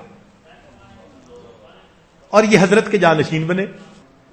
9 سال کی عمر میں حضرت امام ربانی مجدد ثانی رحمت اللہ علیہ سے اجازت خلافت نسبت کی بشارت مل گئی. 9 سال کی عمر, ابھی پہلا سال تھا. رمضان کے مہینے کے اختتام پر عید کے چاند میں کوئی جھگڑا سا بن گیا. امام ربانی مجدد ثانی رحمۃ اللہ نے عید کی نماز پڑھی. ایک بندے نے آ کے کہا جی کہ ہم نے جو عید کی نماز پڑھ لی ہے ہم نے ٹھیک کیا یا جنہوں نے نہیں پڑھی انہوں نے ٹھیک کیا؟ تو امام ربانی مجدد ثانی رحمۃ اللہ علیہ نے ایک بچے کو گھر بھیجا کہ جاؤ اور پوچھ کے آؤ کہ کیا محمد معصوم نے دودھ پیا یا نہیں پیا. انہوں نے کہا جی پی لیا. تو امام ربانی مجدد ثانی رحمۃ اللہ فرمانے لگے مجھے اللہ نے ایسا بیٹا دیا رمضان کے دنوں میں سحر سے لے کے افطار تک یہ ماں کا دودھ نہیں پیتا تھا. آج اس نے پی لیا, اس کا مطلب ہے عید کا دن شروع ہو چکا ہے. ایسا مجدد ثانی رحمۃ اللہ مسجد سے باہر نکلتے ہیں, دیکھتے ہیں نمازیوں کے کچھ جوتے ادھر ہیں کچھ ادھر ہیں. پوچھا یہ کس نے کیا؟ ان کا جی محمد معصوم کھیل رہا تھا, اس نے کچھ جوتے ادھر لگا دیے کچھ ادھر. حضرت فرماتے ہیں میں جب متوجہ ہوا تو مجھے پتا چلا کہ ادھر والے اصحاب الیمین تھے اور ادھر والے اصحاب الیسار تھے, اصحاب الشمال تھے. یہ جنتی یہ جہنمی, یہ سعید ہیں وہ شقی ہیں. حضرت فرماتے ہیں میں گھبرا گیا, چھوٹی عمر کا بچہ ہے, اس کا کشف اتنا تیز ہو گیا. باقی باللہ رحمت اللہ علیہ کو خط لکھا, حضرت چھوٹا سا بچہ اتنا کشف تیز ہو گیا. حضرت نے فرمایا میرے پاس بھیجو میں علاج کرتا ہوں. اتنی بصیرت والے 3000 سے زیادہ خلفاء تھے ان کے. حضرت امام ربانی مجدد ثانی رحمت اللہ علیہ کے جانشین بنے. لاکھوں لوگ ان کے ہاتھ پر بیعت ہوئے, لاکھوں لوگ, دنیا کے لوگ آتے تھے اور ان کے ہاتھ پہ بیعت ہوتے تھے. وقت کے بادشاہوں نے بیعت کی. وہ محمد معصوم جن کے لیے الہام ہوا کبیرہ گناہ نہیں کریں گے, جو رمضان کے مہینے میں بچپن میں دودھ نہیں پیتے تھے, جن کو اللہ نے ایسی بصیرت عطا کی تھی, وہ محمد معصوم رحمت اللہ علیہ دعا مانگتے ہیں اے اللہ اس قابل تو نہیں کہ آپ سے میں جنت مانگوں, اتنی تمنا ضرور ہے قیامت کے دن بخشش کیے ہوئے گناہگاروں میں میرا بھی نام شامل فرما لے. اللہ اکبر کبیرہ. اے اللہ قیامت کے دن بخشش کیے ہوئے گناہگاروں میں میرا بھی نام شامل فرما لے. اللہ اکبر کبیرہ. اللہ رب العزت ہمارا بھی نام قیامت کے دن ان بخشش کیے ہوئے گنہگاروں میں شامل فرمائے۔ وآخر دعوانا ان الحمد للہ رب العالمین۔